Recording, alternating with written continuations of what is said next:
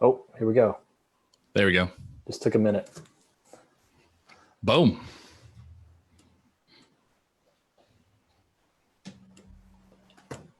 How's Courtney doing? Everything? How's everybody at home? All good? Fam good? Yeah, Parents man. good? Real good. Awesome, man. Awesome. Glad to hear. All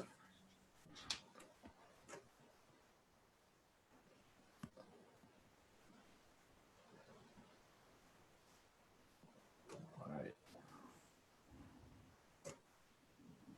Oh yeah, I can see it now. Awesome. Boom.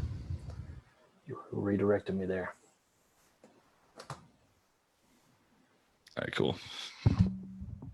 Yeah, I'll be able to see the comments here. Well, I know you'll be able to see them too, but let's turn this crap down.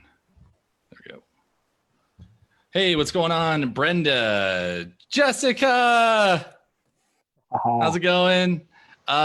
Jeremy, Mike Wood, what's going on, brother? Good to see you, man. Steve, thanks for coming out, man. Appreciate it. Patty, good to see you. Jay, what's up, Dr. J? He's a literal Dr. J. Good to see you guys. Thanks for popping in.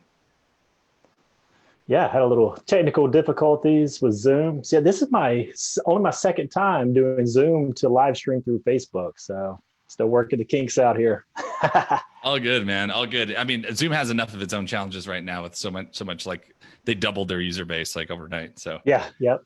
Everything shut Pierce, down. what's going on, Everybody man? wants to do Zoom. Yeah, dude, 100%. You guys getting back next week, by the way, or offices? You guys part of that? We're still been up and running. I know up in Kentucky, Pierce, they've been shut down. So yeah, Colorado, all my buddies and Karis and Dr. Rob Anderson and those guys, yeah, they got closed down too. So awesome. Hopefully you guys get back to it. Mike Hall, what's going on, man? Good to see you. Well, yeah, I'm definitely excited about tonight because before we get started, I know you're going to tell people how to grow their brand, but the biggest thing about this group, it's a mindset group. And if I know you've been through a lot in the last year or 2 years, I know I have as well, but some of the stuff you went through, if you didn't have the right mindset, most people just would have gave up. They just said, I'm forget this. I'm going back. I'm going to work a 9 to 5 and just screw all this entrepreneur stuff. So before we get into building the brand, I want you to share your story and kind of the mindset you had to have to be able to get through what you went through. Yeah, man, that sounds good. That sounds great, actually. So inside the Facebook group here, I can also share more with you guys than I can sometimes publicly. Vulnerability is an important part of every story that's told, but there's always context, right? One thing I love to tell people is it's important to share great stories, but make sure you're sharing stories that are a scar and not an open wound, right? Because open wounds are disgusting, right? They're all gnarly. And, if you're bleeding out and, they could just be disgusting. And, at the same time, scars are cool. We show them off, right? Dude, look at this scar. I remember this time and I was mountain biking and I, went over my handlebars and whatever. Like, it's fun to tell those types of stories. But when you're telling stories, that still have maybe trauma or you haven't done the inner work or the release work on those circumstances yet, those are the ones that you save. And the reason why it's important to save those stories is because I believe that there's people in your life who will help you validate the moments that need to be validated. And there'll be people in your life who help you also overcome the moments that need to be overcome. And so that's why I can share very openly inside of this group and tell you guys just what I've experienced and what's happened. What's up, Ryan? Good to see you, buddy. And Courtney and Sargent, what's up, dude? Christine, good to see you as well. Let me just kind of go back with you guys really quick, a little trip down memory lane here. I was actually born into a family. My father was a drug dealer until he was 30. Okay. So it's a great start. That's good. But that's what happened. He had an older brother when he was 13 years old. He kind of got pressured into, making a decision when it came to, I don't know, some type of, he just said they were pills. I don't know what it was, but my dad's hilarious. He's a really, really funny guy. And so he got, I think his brother was 17. He was 13. Take these things. My dad was afraid too. So my dad's just a goofball. So he acted funny and slipped them in his pocket. Right. So then he's like, well, what am I going to do with these? Because I don't, there's nothing I can do with them. And at 13, 8th grade, he sold them and then said, whoa, that's a lot of money, right? So he just kept acting like a goofball, getting, basically free drugs and then reselling them. And that's how his story started. He had a lot of trauma in his early life, so safety and security were void. And we know from Maslow's, right, on the mindset perspective, if your safety and security is jeopardized, you will not have self-actualization in your life ever. You'll never have true fulfillment. And it's one of the foundational things outside of our psychological needs, be it food and shelter, is, really that personal feeling of safety and security. And, for my dad, he didn't have that, so I actually have a lot of compassion for him in his story. But yet at the same time, those ripple effects and those generational effects find their way into our life. So here's a fun thing about it is my dad was like the real OG entrepreneur, from 13 years old until he was 30. It was a true entrepreneurial journey, hundreds of thousands of dollars, tractor trailers full of weed. I mean, that's where the whole thing started. And thank God he found Jesus, gave his life to God, and his life was completely transformed from that point forward. And so just before my brother was born, who's about 3 years older than me, and my dad gave up that lifestyle and really started paving the way when it came to working hard and reaping the results of hard work. By the way, guys, just inside the chat, I'm like really, really, hey, what's up, Jeff? Good to see you, man. Dr. Ryan, good to see you, brother. I'm really interactive. So you guys have got to chat inside the chat. I can actually see you right here. So another part I'll get to in my story is I was a preacher and a pastor for 7 years. So like, if I don't have feedback from the group, like it's just not going to work. All right. So I need you guys to like be with me. Okay. So yeah, so my dad, that's kind of how the story started there. And it slowly went forward from that point. But my dad made a decision to work for my grandfather, who owned 5 businesses. He was also an entrepreneur. And my grandfather owned 5 businesses. And my dad was faced with this decision of working for my grandfather 90 hours a week and getting paid $1 an hour. Because my grandfather said, you don't have any respect for money. You don't know what it's like to earn a hard dollar. So you need to learn those lessons in order for you to achieve the next stage of your life. And my dad was massively successful from that point forward in business because he applied a lot of the things that he knew. Even though he has an 8th grade education, he applied a lot of the things that he knew when it came to human behavior. And really, that's the foundation for how we operate as people and also how we operate as marketers. And again, it doesn't matter if you own a local business, if you're an online entrepreneur, no matter what situation you're in, you're running a huge business or an organization, a nonprofit, whatever, it's important to understand this context. So as the story went on, obviously I was brought into this world and it was a little bit interesting. My first memory is being 4 years old and my parents fighting over money, and so one thing I'll just say to the entrepreneurs in the group, if you're an entrepreneur, there's a certain level of trauma that you're trying to solve through your work. Like that you have to understand that that's a reality that you're experiencing. And if you can make peace with that, then it gives you an opportunity to be honest with yourself and where you're at. And it also gives you permission to actually be committed to the highest version of who you are. So this is huge. So you can always tell the level of influence of the leader by the level of adversity that they face. How many of you guys are facing some adversity right now, or you have in the last 6 months or whatever? That's because you have a huge calling. So my goal is to empower you guys today to say, it doesn't matter where you're coming from. It doesn't matter the context and where your story started. What matters most is that you're starting to get into a frame of understanding that there are people like me, people like Justin, and all of us, the thing that we have in common is we are all committed to the highest version of who we are. That's what entrepreneurship is, which, by the way, requires a massive amount of transformation on the mindset level. And it requires constant, repetitive work, inner work, self-work, relational work, in order to achieve really what it is that you want to accomplish in the world. So let me just celebrate all of you really quick for committing to the highest version of who you are and for stepping up and being very clear on the mission and the thing that you want to solve in this world. So it doesn't matter where you've come from. It doesn't matter what you've done. It doesn't matter where you are. Every single day that your feet hit the ground is another day for you to get to the next level and for you to transform and operate in a completely different way. And that's a mindset that I've had to hold on to. Growing up in a home where there's dysfunction from the set, it requires to have that tenacity, and it requires to have that level of, engagement when it comes to how I'm going to self-develop. So, yeah, right on, Jeremy. Awesome, man. People in comments are like raging right now. So this is incredible. Thank you guys. Yeah, and Jeremy did ask about the safety, security, and the self-actualization. He said that's kind of new to him. So if you could touch on that more. And I know just from knowing your story, that's something you kind of, after the success, you kind of went back to that too. Yeah, there's multiple different levels of consciousness, which I'll get into in a minute. But when it comes to, you can look up the infographic on this, Maslow's hierarchy of needs, and it shows you kind of in this pyramid, diagram or chart. It shows how you work kind of through different levels of where you're at, internally.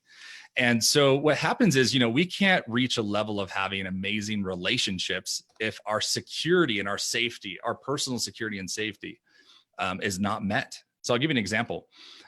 If you're homeless and you don't have shelter and you don't have food, it's really, really hard to be like, I have the best life ever. This is absolutely amazing.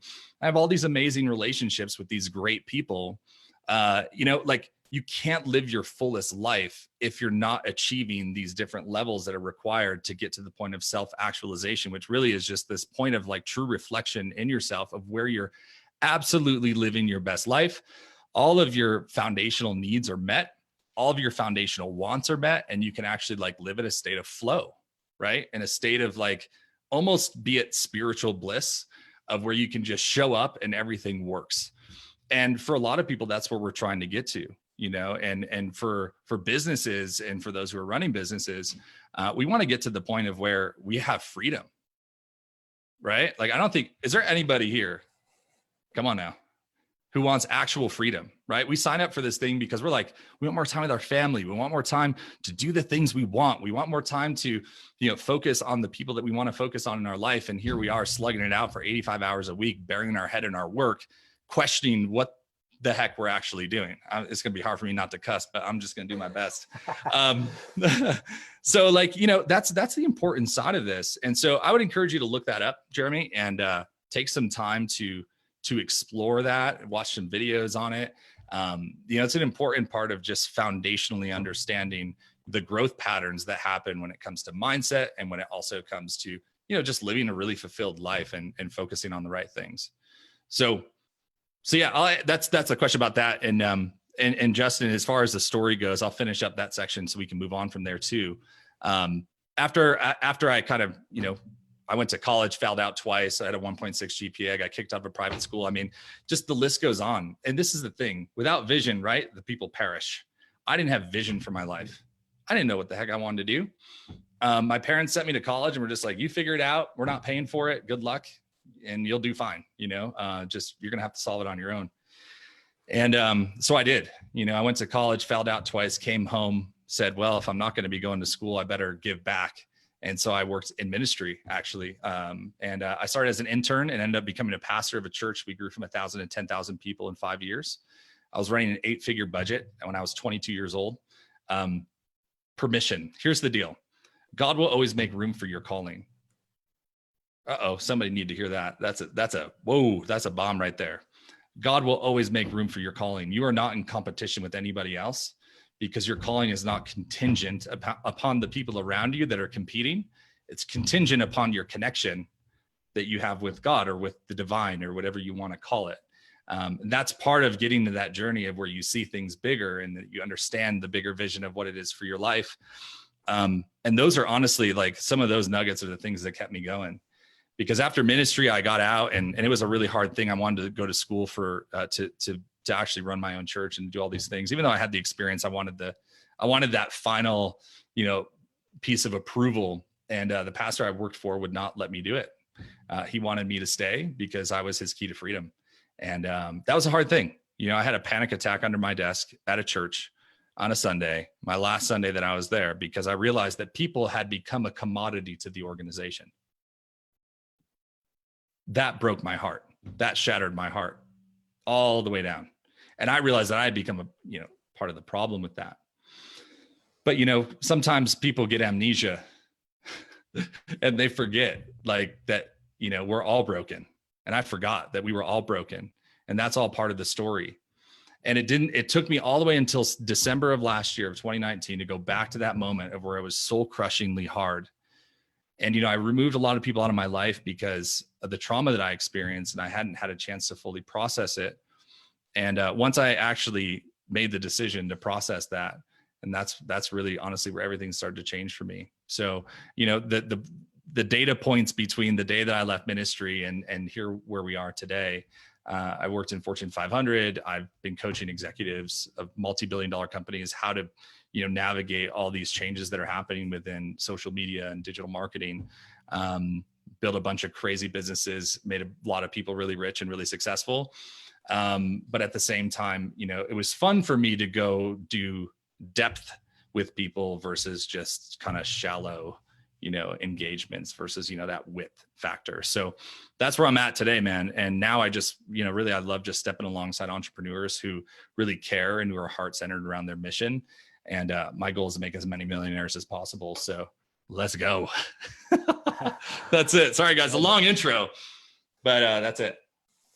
Well, and we did miss a piece there because you built a large company, Mm-hmm. and you were, helping lots of entrepreneurs make lots of money themselves, but you got to the point that there was something there that wasn't in alignment with where you wanted to go. So Yes. What was that piece for you, and that reflection of like, hey, I'm going to shut this down to go do this over here?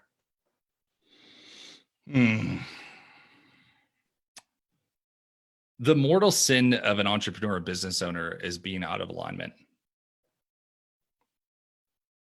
If you are not 1,000% bought into exactly what you do, if you are not 1,000% bought into the difference that you make, if your vision is for money and resources and not for transformation, for those of you, again, who have a personal brand or, care about the community that you serve, if you do not have alignment in how you're helping those people achieve success, you're already done. Like, let me just free you for a second. If you're in that position right now where you're like, I don't like what I do, and you're an entrepreneur, you better fix that shit as quick as possible. Because I went from running a nearly $200,000 a month business to not being able to afford a meal at a diner because of misalignment. Now, by the way, when I couldn't afford that meal, my lifestyle didn't change. That happened in less than 60 days. And at the same time, I'm an intuitive person, so I have to make money the way that I want to make money. And I care way more about transformation than I do transactions. And that was a huge split for me, because the business that I had and the industry that it's in, not for the people that we served, but in marketing, like the niche within marketing that I was in, it was an agency. It's transactional.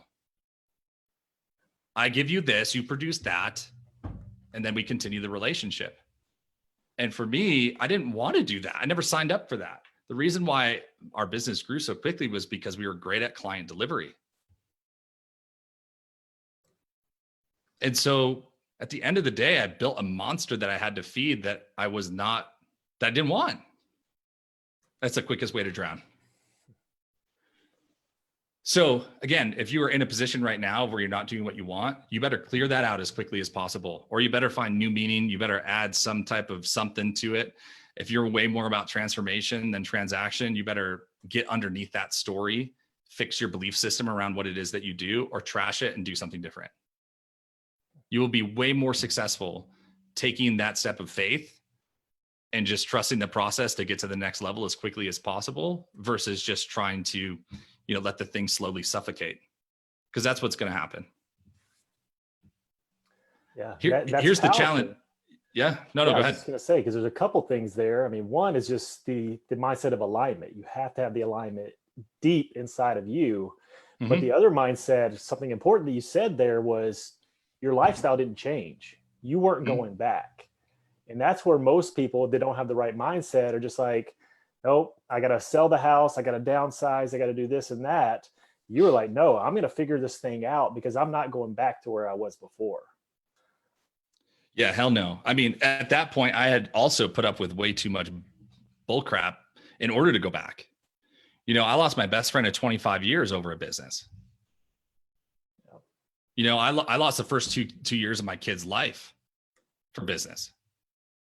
I spent way too many nights up past midnight, 2 a.m. slugging it out for people who didn't care it was a transaction. People I haven't talked to in 2 years. It's not worth it. And again, as entrepreneurs, we chase this kind of shiny object syndrome, or we let life happen to us. I don't know. It's just everybody shows up. How do I turn everybody away now? It should be working. Well, it depends on how you're measuring the success of what you do. You know, I told you guys a story about the church from 1,000 to 10,000 people. Yet it was the growth that was measured as a success that was the thing that imploded the whole thing. Because you get to such a volume point that you can't take care of people in the right way. And the thing that you thought was a blessing ends up becoming a burden. That's just the honest truth. That's what happened. So for me in that business model, here's the deal. I lost my best friend of 25 years. I missed the first few years of my kids' lives. I moved my family across the country, but I was working 100 hours a week. So I could barely even help my wife really gain the stability that was required in the time that we moved. We were doing almost $200,000 a month. So we didn't have money problems. We had every other problem, relational problems. I was in therapy with my wife. We had all kinds of challenges that were happening at that time. And thank God we're doing amazing now. But that time was very real. And I just hit a breaking point. You know, we went from 0 to 80 clients in like 16 months. So growth and fast growth is not always good growth. You know, it's not, I wouldn't say artificial, but it's like steroids, you know, like for a bodybuilder, that's what they do, but it also wreaks havoc in the process. And that's also what I experienced in that. And we kind of got to the finish line of that. The last thing that was a lot of fun about this is that I was more concerned about protecting. And again, this did not come from a bad place. This was heart. Like I really genuinely cared, but I was paying my employees versus my family. And I went $200,000 into debt in 3 months. Because when you run a business that big, you don't have a lot of time to recover. And at the same time, I didn't want to sell anything because I wasn't bought into it. I was bought into the people, the right people. There's a handful of them, maybe 10 of them, but I was not bought into the actual deliverable. And I was the main driver of the entire business. That's what I'm telling you guys. If you're not feeling alignment, fix that shit as quick as possible. You have to. I don't care what it takes for me to get you to do it. You've got to do it. All right. Yeah. And that's the main reason I wanted you to share your story, because so many people, they see the success, they see the highlight reel, and they look at somebody and like, they think they just went from A to B. They don't see the struggles and the hardships that we all go through as entrepreneurs. And they think this is just happening to me. And really, it's like, you're not alone. If you're in this entrepreneur game, like we're all in this together and we're all go through stuff. We all have these hardships, and you're one of the ones I know that's been through some real stuff and real stuff quickly, but you pulled yourself out of it because you had the right mindset. So I love that about you. And this is a question from Jeremy that I get this question a lot. So I'd love to get your take on this. How do you stay focused on the mission and focus on transformation when you have to focus on the transaction, like paying the bills? He loves what he does, but just something seems to be off, because yes, you're excited, you're fired up about what you do, but you know you still have to pay the bills over here. Here's the best way I can explain that to you, Jeremy. If you want money, ask for feedback. If you want feedback, ask for money. Do you see where I'm going with this? Here's the idea. The moment that we get into a transactional relationship with someone, if we're a transformational leader, is the moment that they actually can sniff that a mile away, because it's about you. I would flip the script in how you're talking about this, and I would look at it in this sense, brother. What is the consequence of the people that you're not working with right now, and the level of transformation that they're going to achieve over the next 1, 5, 10 years? Because the moment that we actually flip that script from transaction to transformation, there's only 4 reasons why someone buys something. And one of them is to have a better life. So if you can flip that lens and go like, you're doing transformational work and you're just showing up and serving. Here, I dare you. Send 50 messages a day inside of Facebook and ask the question, how can I help you? You don't need lead generation. You don't need lead flow, and you sure as hell don't need any paid ads. Service is actually the highest form of transformation.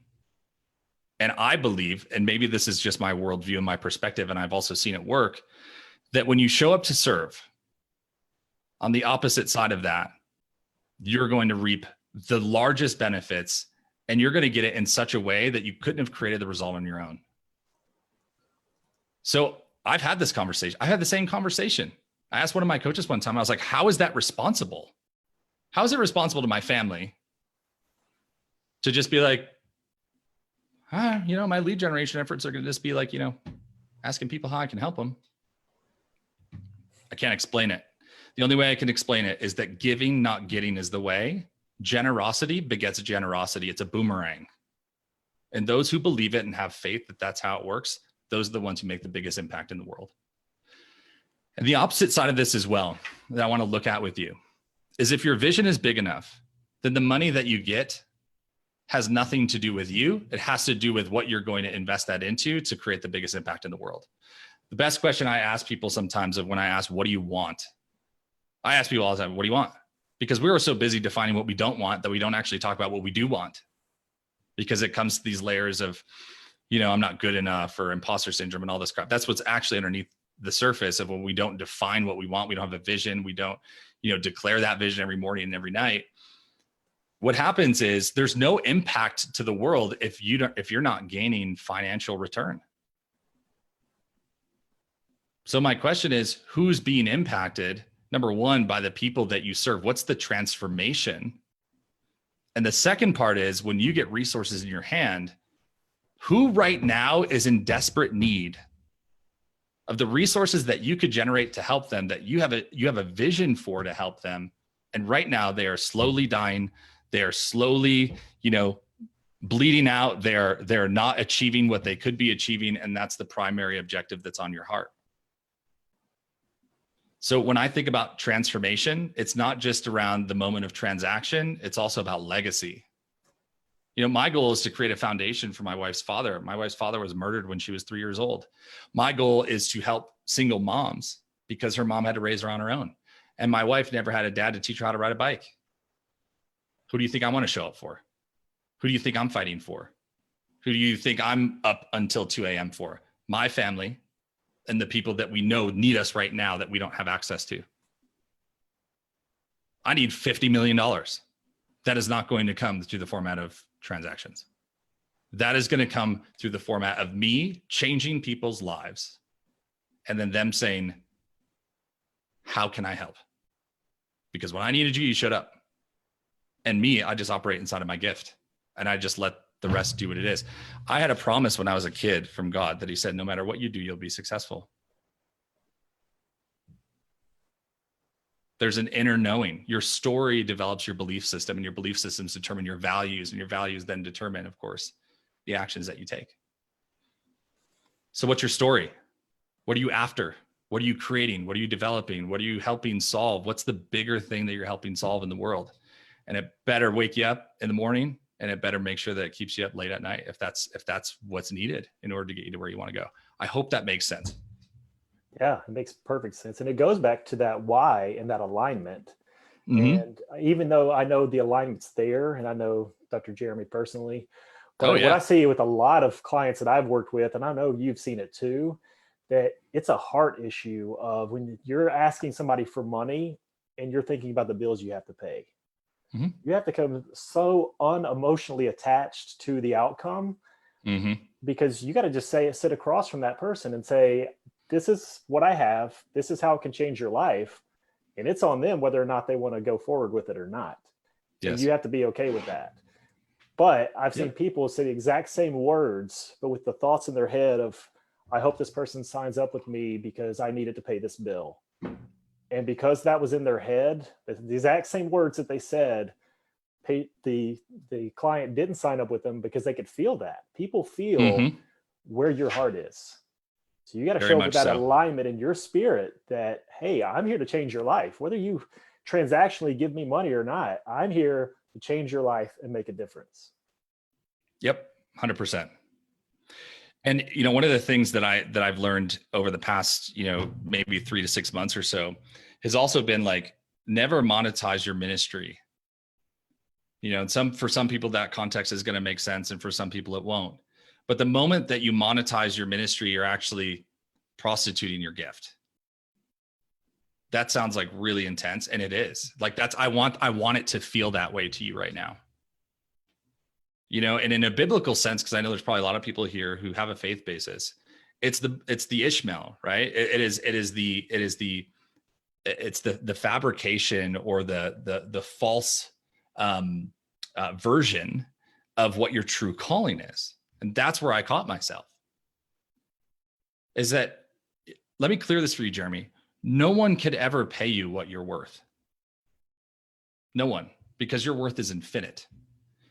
The reality is, what are you willing to accept in order to bring transformation into someone's life?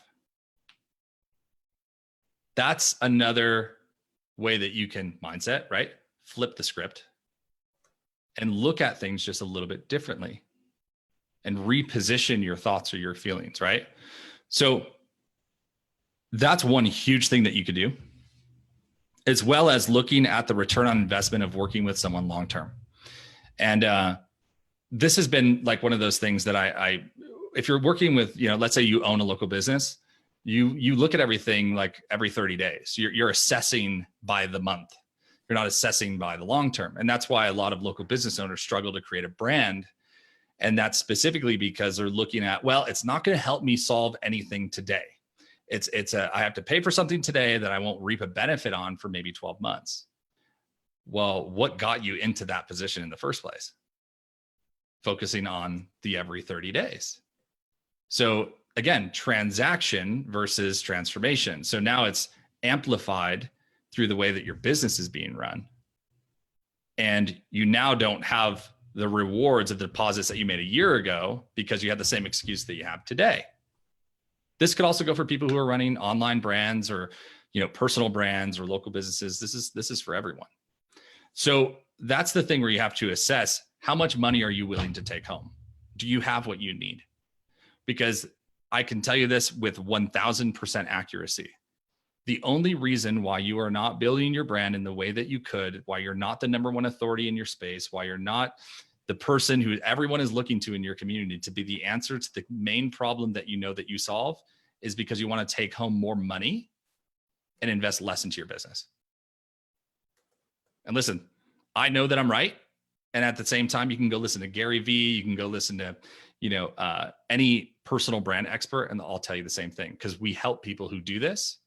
And we've seen the scenario happen over and over and over and over and over again. So investing in your brand has a massive, massive value point on the back end. And Gary Vee, as an example, is someone who has done this extremely well. Our president has done this extremely well. I mean, guys, come on. If you get 50% of people in the United States to like you, you can become president. This is not complicated. And the reason why he got the authority and the position and was able to do what he did was because he built his entire brand, his entire career. So these things are just massively, massively important. But it always comes down to what you're willing to do as far as take home. And I just want to encourage a few people here today. You will 10 times the amount of impact that you have in the world if you're willing to take 20% less home. Yeah. You just got to be willing to be committed to long term. Because the people, they want it now.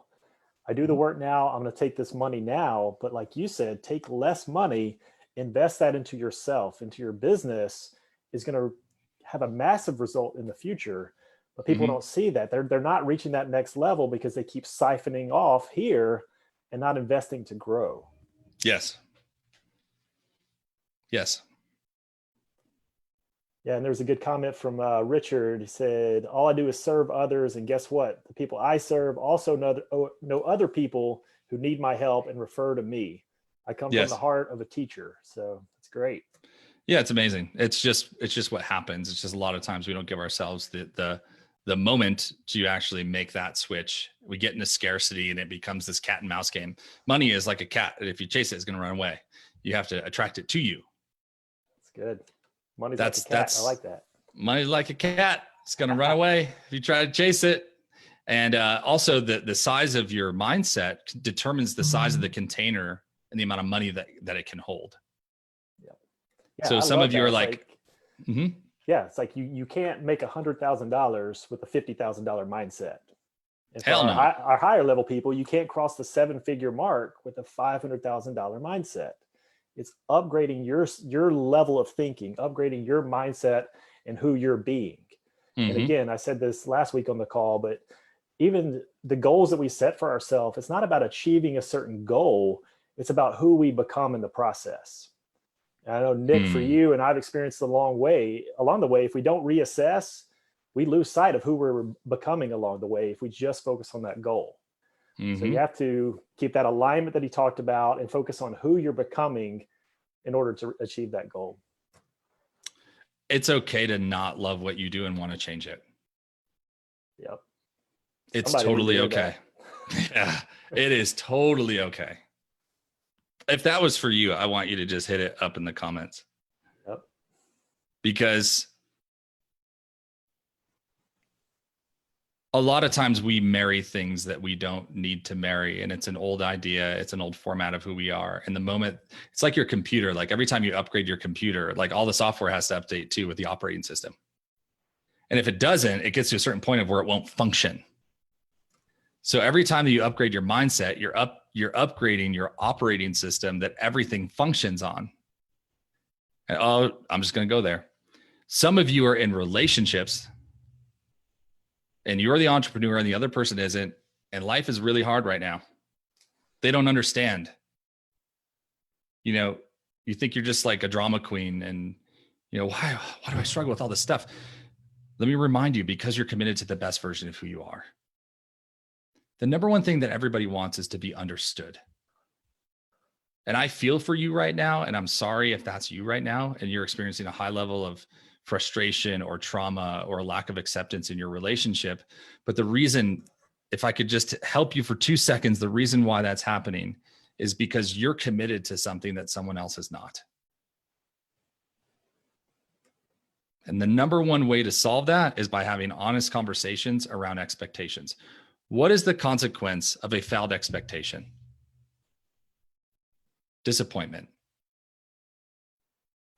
And some of you guys are like trying to solve issues in your business, but your marriage is hemorrhaging over here. If you want to fix your marketing, fix your marriage. Yep. If you want to fix your sales, fix your source. This is so critical, guys. Yeah. And I'm glad we went in this direction, because that mindset and the human operating system and upgrading our operating system, it triggered me because I have a good friend who's a part of a group, and they pay $100,000 a year to be a part of this group. Mm-hmm. Top level CEOs, people that have done huge things in business, but they spend most of their time working on their own mindset, overcoming their own limiting beliefs that are keeping them from going to a next level. And that's what they focus on, is upgrading their own operating system. And you think they could just sit back. They've built huge things and they could just settle for where they're at, but they want to go to that next level. And what breaks them through is working on that mindset. Mm-hmm. And I know there's some people on here who are asking for like, this idea makes sense, but how do we, put our feet to it and make it happen? I'm not sure contextually, Brenda, exactly which point you mentioned that comment. But I think that's exactly what Justin is doing, is he's providing a platform and a process and a formula and a step-by-step framework that will help you get there. Listen, for me, most of the stuff that I've gone through is experiential. I'm an experiential learner. I'm not a textbook learner. Some people would say that's the type of people who have to learn the hard way. But at the same time, you can have a job, you can have a business, or you can have a calling. I'm committed to the highest level, which is my calling. Inside of my calling, I have to experience things for myself personally. I have to experience things because I don't have the integrity to lead people through things that I've never experienced. So I already know I have to fall on my sword 1,000 times, that I'm gonna have to go through, humiliating, crappy experiences 1,000 times. I already know that I have to say, honey, you're right, 1,000 times. I already know that I'm going to screw up with my kids 1,000 times. My calling is to get back up again. And so while I may not have the exact framework for your situation, I would point to someone like Justin, who has a process who can help take you through specific layers that you need growth in. For me, I hit a brick wall. I get back up, I hit it again. I get back up, I hit it again. And then I finally figure out, oh, I could just go around it. And guess what? Every time that you have a challenge in your life that you overcome, guess what your reward is? Another challenge. So for me, you know what my process is? Get up. Every single time, just get up. So what's the step? Get up. I don't understand. You're going to hit a wall. And the next thing you're going to have to do is get up. That's my story. And there are people with frameworks and processes and things. So I believe in that. It's very, very important. I'm just telling you from my experience what I have integrity to tell you. Giving up was never an option. And again, all of our belief systems and all of our values and all of our actions are determined on our story. You're looking for right now a framework, but what I have answers for you on is an experience. 5 years old, I drowned in a pool. My parents were talking to a couple. There was a special needs kid in the pool. They weren't paying attention. It is what it is. I'm a parent. I get it. You turn away for 2 seconds, right? And you come back and something could happen. And this special needs child was on my back, drowning me in a pool because there wasn't awareness there of what was happening. I was petrified of water. And a lot of times water is also congruent with the subconscious, which is also a whole nother conversation for a different day. But when I was 12 years old, my grandmother, I was at a campsite with her and she said, you want to go swimming? And I was like, no, Graham, you know the story. So that's not. She's like, well, let's just go take a look at the pool. We'll just kind of go up that way anyway. And mind you, my grandmother was a war bride from World War II in England. And there's like bombs going off and she's carrying her grandmother, who is an invalid, from building to building. She has zero tolerance for people to not have perseverance. And at 12 years old, I overcame my greatest fear because my grandmother stood in the gap. And she said, you're going to get in that pool and you're going to swim. And I struggled with her and I pushed and shoved. No, I'm not going to. She said, you're going to get in that pool and you're going to swim. Sometimes the mentor, the coach, the person that you need in your life is the person who's going to push you into the deep end, let you kind of struggle for a second, and then pick you up.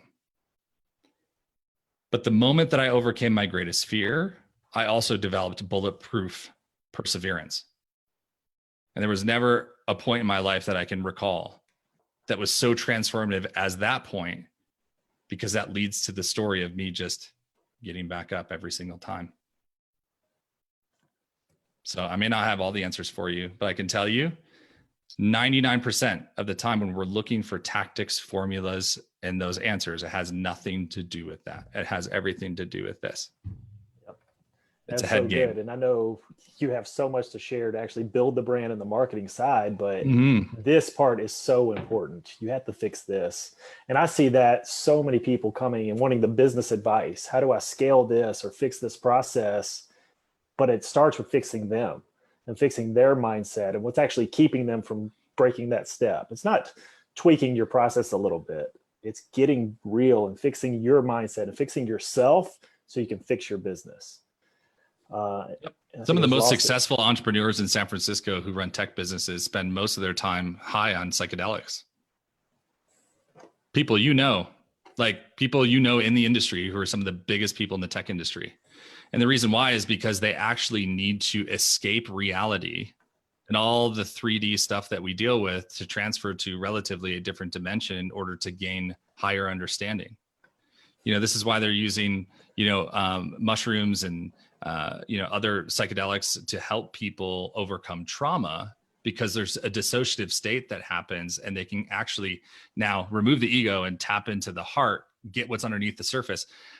One of my mentors said, dude, if I had 6 months with an entrepreneur or 6 hours on psychedelics with an entrepreneur, I would take the 6 hours because that would absolutely transform their life.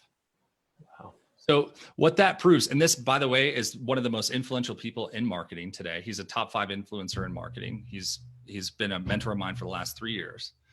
And what he was trying to explain was, it has nothing to do with the systems. He's standing in front of his audience. And some of you, I can see you in this group, were here. They said, he said to everybody, there was like 25 people there. And I mean, this hugely influential. He said, all my processes are total bullshit. They're like, wait, what? He's like, all of it. It's just that that's how I have to get you interested, is by intellectually getting you committed to a process so I can sell you what you want and give you what you need, which is transformation. So he gets them committed to a checklist, but then all he does is like, yeah, let's just up your ad spend. And they're like, oh, okay, if that's what your process says. But their mindset and their limiting belief, because they're thinking with their wallet and not other people's, is the thing that kept them spending, $30 a day instead of $1,000 a day. And then, magically, all of a sudden, their calendar is completely full. And Scott's the hero of the story, and he was able to help them get to where they wanted to go. And in reality, he just got them committed to a framework that allowed them to just commit to themselves, that actually allowed them to experience a higher version of who they already are. Yeah, it was a good comment from Ashley. So on point. I had to fix my marriage first, and then the business started flowing so much better. Yep, absolutely. Seen that so many times. And I'm happy to share some framework stuff. I mean, again, to the level of where people, and this is not a bad thing, guys. I mean, this is like, we all need something to get us started, to get us committed to the process. So I'm not hammering down on anything. At the same time, I feel compelled to be honest with you. And so there are some framework things that can help get the process going, and they hit a couple dopamine hits that'll help you be like, all right, I'm in now. Like, I can start feeling the success of this thing. That's important too, so I get that. Yeah. But be careful if you're out there and you're that person who's constantly looking for that next thing. Like, I fixed this process, but there's got to be this other process. There's something I'm missing in the process. And you just keep looking for the different thing to fix whatever the problem is. It's probably you. It's probably your mindset you need to fix, not that other little tweak that you're looking for. Yes. The level of vulnerability that you're willing to commit to with a coach that you trust will determine the velocity in your growth. Yep. It's 100% true. So more than likely, when we're looking for tactical answers and those things, I mean, honestly, just get a coach or a mentor that you can just be 100% honest with and be like, I did this. I cheated on my spouse. I, stole money from this thing, or what. There's something behind your head that's holding you back. And it has typically nothing to do with the processes. It has to do with, it's like walking through the airport and you got 17 bags behind you trying to make it to your gate. It's never going to happen. Yeah. Grab the one that you need, run your booty off, and get there. Yeah. And that's what we have to do. We got to just ditch the stuff from the past. And I'm telling you, 99.9% of the time. And I mean, I've done over $40 million in revenue for other people. Okay. And coach a lot of people, super high level executives of Fortune 500 brands. This is the whole game. They all have the same story of how they had some inner work that they had to do that allowed them to reach the highest level of who they are and got them into the positions that they're in. It's just that most gurus are not willing to be vulnerable, because to them, vulnerability is their greatest fear. Yeah. But people like me, I'm coming for you, because I believe the gurus are dead. They just don't know it yet. Yeah. And that was a important thing too. When you do, definitely invest in a coach, because they can see your blind spots. They can see where you're off just a little bit. But you're right. You have to be vulnerable with them. Too many people coming, wanting to act like they have it all together. Yes. And they don't actually break down and get vulnerable to what really the underlying issue is. And once you can get that, peel back the layers, that's when you can see the real breakthrough. And I think about, especially investing in a coach, look at Tiger Woods. When he was at the peak of his career, his swing coach was constantly tweaking things. He never settled for, I have this perfect swing and I'm just going to keep doing this. It was constantly working, making these little bitty tweaks so he could just take his game to the next level. That's exactly what we need to do for ourselves. Yes, totally agree, man. And by the way, the only reason why Justin and I have the grace to talk through this is because we've gone through it. Neither of us are speaking out of turn here. Like, we're just trying to compel you with love, because we're compelling ourselves with love. One of the things that Justin and I love to do is help the previous versions of us You know, some people learn through intellectual processes and some people learn through experiences. I'm hoping to shake up a little bit of dust right now and get you, you know, agitated and or compelled or motivated enough to reach the next level. I care about helping one person 100%. I don't care about helping 100 people 1%. So if this is landing for you, like this is a moment of change, I believe that's going to happen in your life. And I'm happy to get into contextual things, Justin, if you want to. Yeah, Totally up yeah, to you. we can go there. And obviously I'll have you back for multiple sessions because there's so much, me and you could talk about this for hours, and we've done that. Oh yeah, dude. Yes, we have. But I mean, and that's the whole reason why I even started this Facebook group. It's because I know the work that I've done and the investments that I made in myself over the years have gotten me through things, the stuffs, the challenges, the successes, the lows, all of it. But I kept working on myself, and that's where I broke through. And I know I can bring stuff that I've learned and stuff that Nick learns and other experts I'm going to have on this page to share what's worked for them so they can help you break through whatever you're going through. And that's what this is all about. Oh, we got a little 100%. visitor. Yeah, we got a visitor. He'll be gone soon. Don't worry. How you doing, buddy?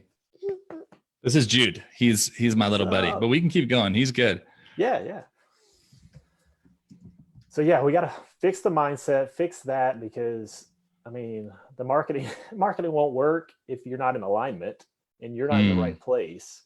So, and I know what you have is for the beginner all the way up to people that have already got big brands. They want to take it to the next level. Where do you want to start? I think context is always really important. And, you know, so you know this group better than I do, you know, so as far as who's in it and what they want to achieve. So probably at that, you know, 6-figure level, I think probably most people would adapt to, I want to go from 6 to 7 figures. Okay. Yeah. Let's go there.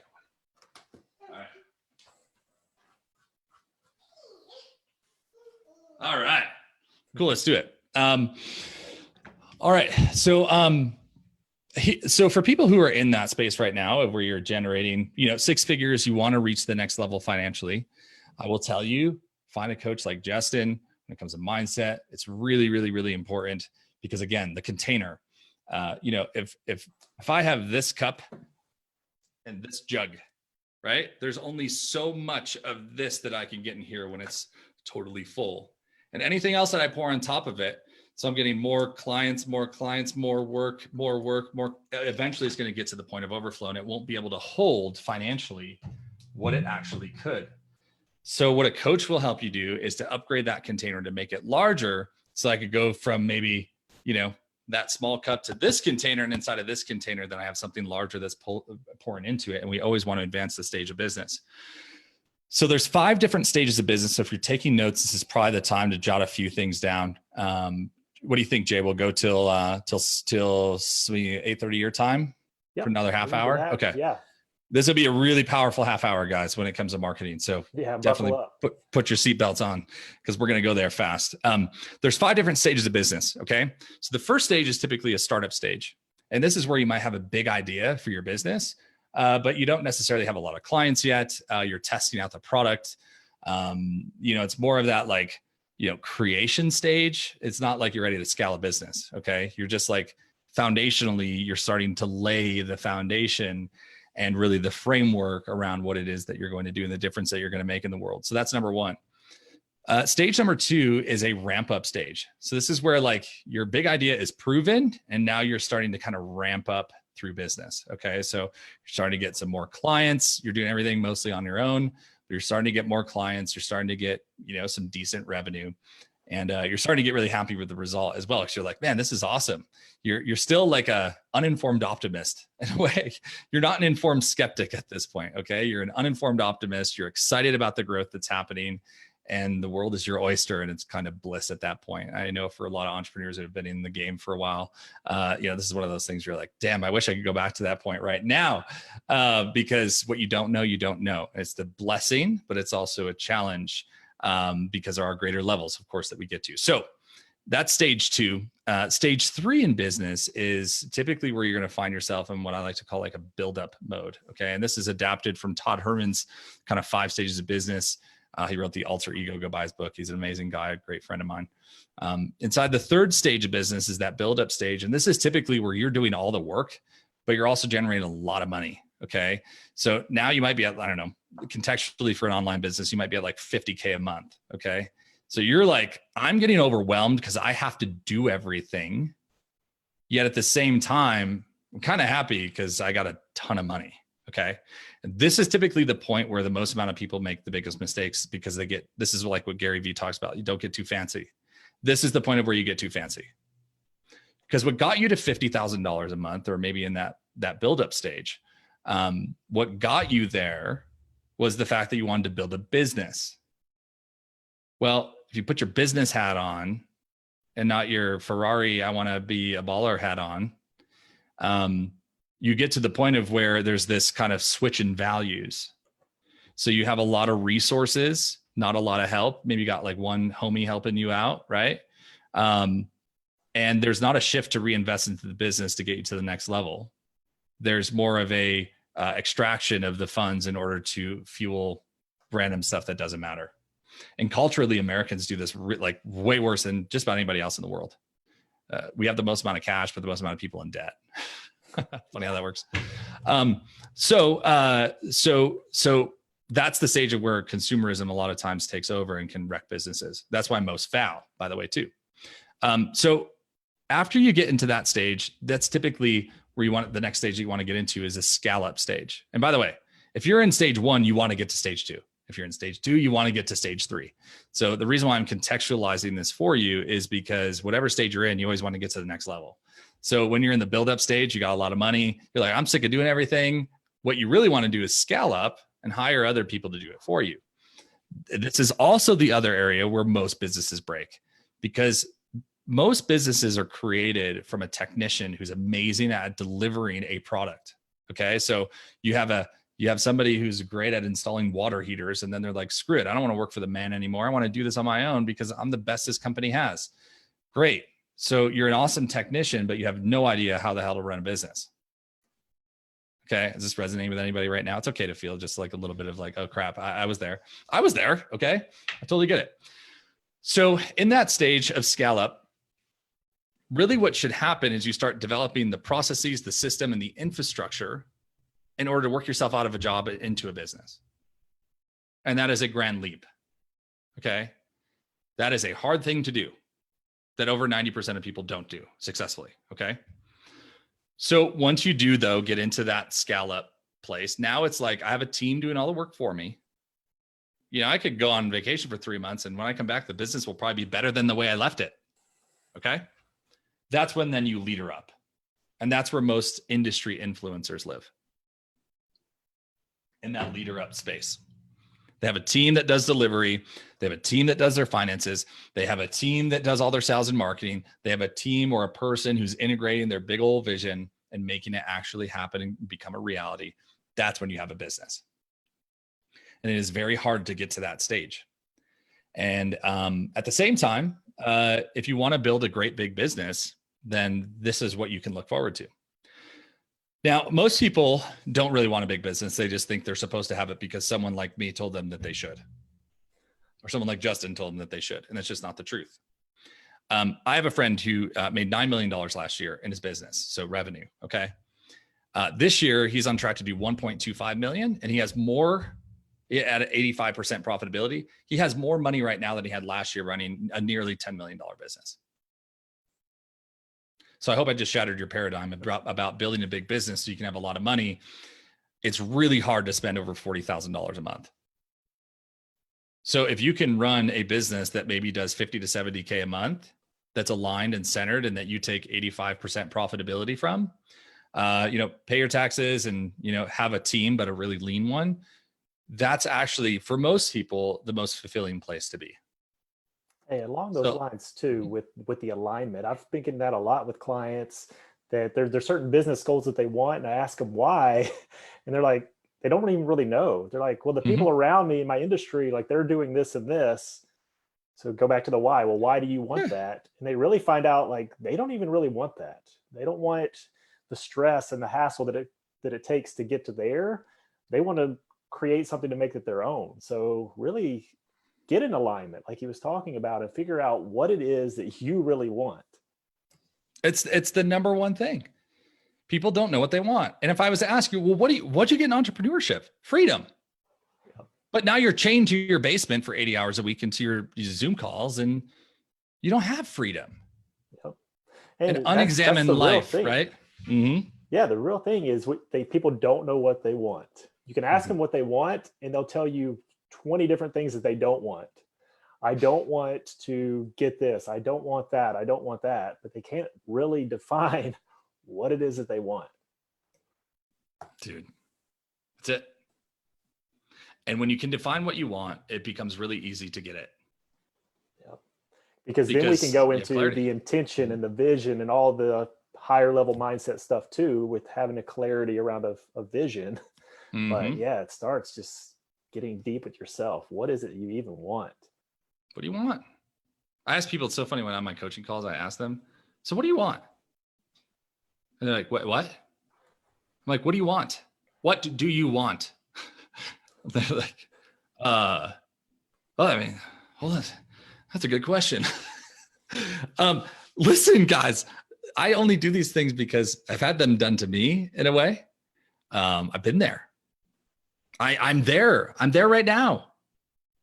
You know, like I've kind of gone through the whole leader up, and then I had to start over. That's the other part of the journey. Remember, the reward of accomplishing a great challenge is another challenge.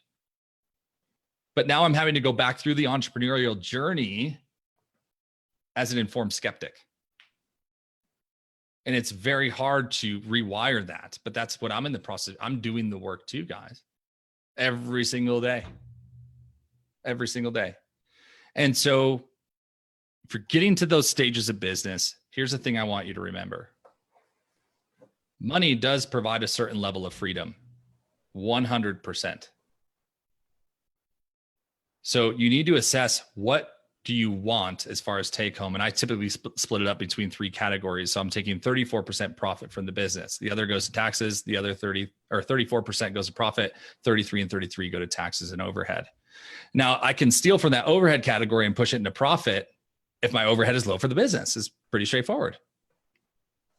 So the profitability can fund things. It can pay me. It can put a lot of money in the savings for the business. I can extract personal opportunities from there, right? So like, that's the way that the infrastructure works. And so for me, I don't want to build a 7-figure business. I want to build a 6-figure, 6.99999 figure, right? I want to do like $999,000 a year, because I feel like 7 figures has a certain association with it, that you're trying to build this like $1 to $3 to $5 to $10 million or $9 million company. I'll just free you guys from one other thing, and then we're going to get into some really practical stuff with marketing. If you want to build a business that's over $3 million a year in revenue, you've got to have something wrong with you. That's good. Because what's required to reach that level and exceed it, you've got to have a huge why. Because the trauma and the amount of energy and the things that you have to give up to achieve that point and beyond is actually pretty scary. And most people in business, again, remember I told you guys at the beginning, entrepreneurship is committing to the highest version of you, yet at the same time, there's usually a level of trauma that's associated with that need or that desire to be on, to be number one, or to be seen, or to feel like you're visible to the world, or to prove your haters wrong. You've got to have a serious chip on your shoulder. I don't. So I'll do $1 million a year, and I'll take home, anywhere between $500,000 to $700,000 a year. And remember, my rule was, $40,000 a month is a lot of money. It's really hard to spend that much. My clip rate is probably 10 to 12. So I have $30,000 now to go give to other people, to go invest into other things, to go help create a massive amount of change in the world. Sounds like a pretty good deal to me. But I've gone through it. I've had to deal with the trauma. I've had to deal with the phone calls, 40 phone calls a day from creditors. Do you know what that does to someone? Wow. It's no joke. Well, here's a good question from Michael Wood. He says, I don't know what I want. Is there a tool to help figure it out? And then yes, Alvin actually had a good comment too. He's like, take away all the things that come to mind that you don't want, and then take away the money and all the flashy stuff, and then dive into what will feed your soul and what will allow you to wake up with a smile on your face every day and seek that. which I Yes. love that. And that kind of comes back to why I even started this Facebook group. Because Nick, I know I've talked to you about this vision long before. Like people charge for groups like this and group Mhm. coaching and like pouring the stuff that I'm going to be pouring into this group, people charge a lot of money for. But for me, I sat back and I said, what would I do if money wasn't an issue? And I didn't have to Hmm. think about that. What would I create? And that's what I'm doing here in this group. Like this just fills me up. It just fills me with joy. And that's why I'm doing it. Hmm. And Nick, I know you got a couple tools on like actually finding what is it that you want. Yeah, there's two things, Michael, to do, and I know Justin. We're gonna do a thing on Thursday, and so I'm probably gonna share this specific tool on Thursday. So what I want you to do in preparation, Michael, for Thursday night's call, is for you to slow down. The number one thing that high performers need is to slow the F down, because they're always solving and going and doing it. You know how long it takes for me to unwind when I go on vacation? COVID, I didn't unwind until day 30. Okay. I was just talking to my team about that. Whenever I go on vacation, I already on vacation have the stuff planned that I want to do on vacation. I'm going to Yes. read this and this course, and I'm going to do all this with my time. Clear your schedule, Michael, besides on anything that you have to do for the next 2 days. And, if you meditate, spend time in meditation, like you've got to get to that very centered, calm place. It's the only spot where you're going to find what it is that you actually want. In my story, it wasn't until I gave in. I didn't give up. I gave in. And I said, God, what do you want from me? Because I'm so sick of trying. I've tried everything. Everything around me feels like it's failing. What do you want? He said, I want you to pastor entrepreneurs. And I said, hell no. Don't put those two words together, number one. And number two, like I refuse to go back to that hurt place. This is maybe for you, Michael, but maybe for somebody else. The key to the success you're looking for is in the most sensitive place in your story. 100%. I always say this too, never go back to the thing that broke you, but don't be confused on what broke you. Because a lot of times we assume that bad thing that happened, be it the drowning story or my exit in ministry and people became a commodity and all these horrible things. Well, we remove ourselves from those situations because they're so heavy that we don't learn from them the way that we need to. So when I was reinvited into pastoring entrepreneurs, the growth pattern for like programmatically was insane. And I did the same thing Justin did. I just showed up. Your ministry doesn't need to be monetized. Your mission doesn't need to be monetized. You just need to do it.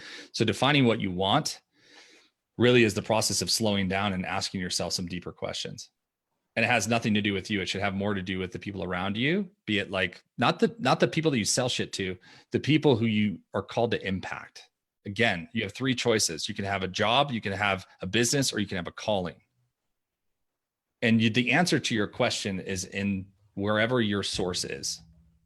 And if you don't have a source, you're not going to find exactly what it is that you want and what's going to make you the most fulfilled, be it source, divine connection. So I don't care what you believe in, but it's got to be something deeper, because at some point, all business becomes spiritual. Yeah, that's a good point about just that time to think. And that's what I tell a lot of my clients is you have to book out strategic thinking time. Yes. Because as entrepreneurs, a lot of our superpower comes as that problem solving. The problem is we don't give ourselves the time to think to actually solve those problems. So when we sit back, whether it's meditation, whatever it is for you, and just think, maybe it's journaling, you actually solve a lot of your problems.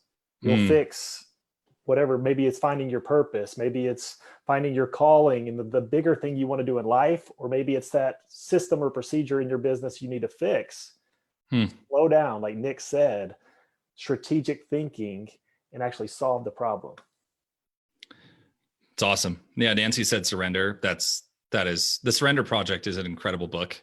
Michael, you should probably read it. The amount of surrender some people surrender once. I feel like they keep putting me back in the game. I have to surrender again and then surrender again and then surrender again. But again, what I'm called to do is to lead people through things that I've gone through. And so I know that's part of my story and part of what I'm required to do. So it is what it is. I surrender to that thing. But yeah, the Surrender Project, it's really, really good read. Yeah, and that's So, a good thing about the story. yeah. We'll definitely have to hit on Thursday because too many people think they don't even have a story. Yes. But the things you've been through in life, the just everything that's happened to you is there to teach you a lesson. So you have to learn what the lesson is, but then you can pour into others and help them, whether it's help them overcome something or help them break through something. You have a story. You just got to find it. Yeah. Oh, yeah. That's really well said, man. And yeah, the exercise that we'll do will help navigate professionally the things that you're doing that you're wasting a bunch of time on that you don't care about, and aligning you to your highest purpose or your zone of genius professionally, so that you can be clear on the best problems that you can solve. And that will help realign. But I don't want to tell you too much about that, because what I want you to focus on is slowing down for the next 2 days so that you can listen and process versus feeling like this is another test you have to take. High performers are like, okay, I'm ready for the test. Come on, let's do it. I'm going to pass this thing. I'm going to show them up. I'm going to win the game. That's not the point. It's slow down to speed up. It's a slingshot. It's a completely different, process, or an arrow. It's a completely different process than just firing straight from a gun. So I know we got 13, but I can do whatever you want when it comes to marketing. So keep it coming. Keep it coming. Let's go. All right, cool. All right. So here's the complete system when it comes to everything that you're going to need. I'm going to kind of walk you through this stuff. When it comes to marketing. So this is the A to Z marketing system. It's going to help you repurpose your content, fuel your sales funnel, and make your brand impossible to ignore. So I know that, guys, a lot of what we talked about has been mindset, but I want to talk to you guys about a couple of things here tonight that I think are really important. And the mistakes that people are making in marketing that's costing them a ton of opportunity in business. So what does it take in order to really get attention? What does it take to really get attention? What does it take to get exposure for your brand on social? Over the last decade, I've worked with hundreds of businesses and a lot of really, really high performing CEOs, CMOs of a lot of organizations that you'd know the name of, and have been able to also quantify over $40 million in revenue with the people that we served, over 1 billion views online using social media, and over 250,000 leads. Now, I don't really like to talk about those things, but it forces me to, so that you'll listen for the rest of the time that I'm going to talk. Context is important. Let me tell you the 3 things that I've learned. Number 1, that anyone can run a successful campaign when it comes to social. So any one of you guys who are in this group right now, you guys could run a successful campaign. I can also tell you this, that successful social or social strategy always starts with a good plan. And number 3, that successful social media marketing in 2020 and beyond is going to require you to show up in a completely different way than you showed up previously. And the number 1 thing that I'm noticing that people are messing up, or the biggest mistake that they're making, is by neglecting the build of their social, of their personal brand, as well as ignoring micro content, which is like, if you watch Gary Vee stuff, it's like those smaller pieces of content and omnipresence. So for any business owner, it doesn't matter where you're coming from, there's 3 different mindsets that are important to understand for social. And that's why we're talking about mindset. There's 3 different mindsets that are really important for you to understand anytime you're launching a digital campaign. And here's the catch. If you start from the wrong mindset, then all the tactics and strategies that you implement, just like what Justin and I were talking about, they're going to fall short and they're going to cost you a ton of money. Can I get a hear, hear? Been there, lost a lot of money for not having the right mindset. Me too. Still fighting that thing. Because again, guys, sometimes the mistakes in our lives, they have a compound effect, and it takes time to work our way out of them. So here's the 3 mindsets that most people do on social. Number 1, they post and pray. Can I get somebody, come on, who here is they just like post stuff and you're like, come on, Jesus, work it out. Use those special magical algorithms and make sure that people see all of my stuff. There's a lot of business owners who are out there and believe that they can't do anything to make social work for them. So again, if that's you, come on, just be honest. Okay. Be real with me. If that's you, if you feel like it doesn't matter what I do, it doesn't work. Okay. I'm the messenger here to tell you today that that's just simply not true. Some people just don't have any charisma. I mean, listen, this is the competition of the game. If you're running an online business, if you don't have charisma, then you don't have a good story to tell, and you don't know how to connect those stories, it's going to be a little bit harder for you. It's not impossible. It's just a little bit harder. But some of you kind of who are in that post and pray status, you're publishing content and thinking, well, if it finds my audience, or maybe it'll go viral, this dancing video of me with my dog, then I guess it was meant to be. So what the thing is that are missing here, the things that are missing are having the right intention or forethought. And all the time and energy is spent on what I like to call random acts of marketing. Again, come on. Who's felt like they've done a bunch of random acts of marketing? I've done a bunch of random stuff, just hoping that it's going to work out. Okay. So and some of us live in that I know category. a lot of the people watching right now, and a lot of them are putting out great stuff, but there's no strategy behind it. It is just, I'm going to put this out. I'm going to put this out.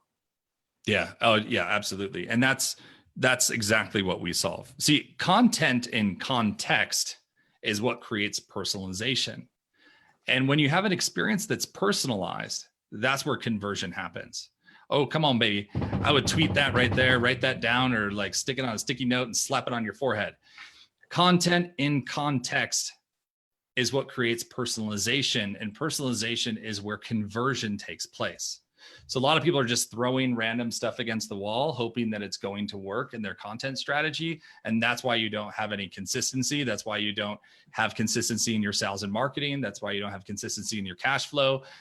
All of that comes back to that standard. Let me just tell you really quick. In this whole COVID thing, e-com is the only thing that is just straight up and to the right. Okay.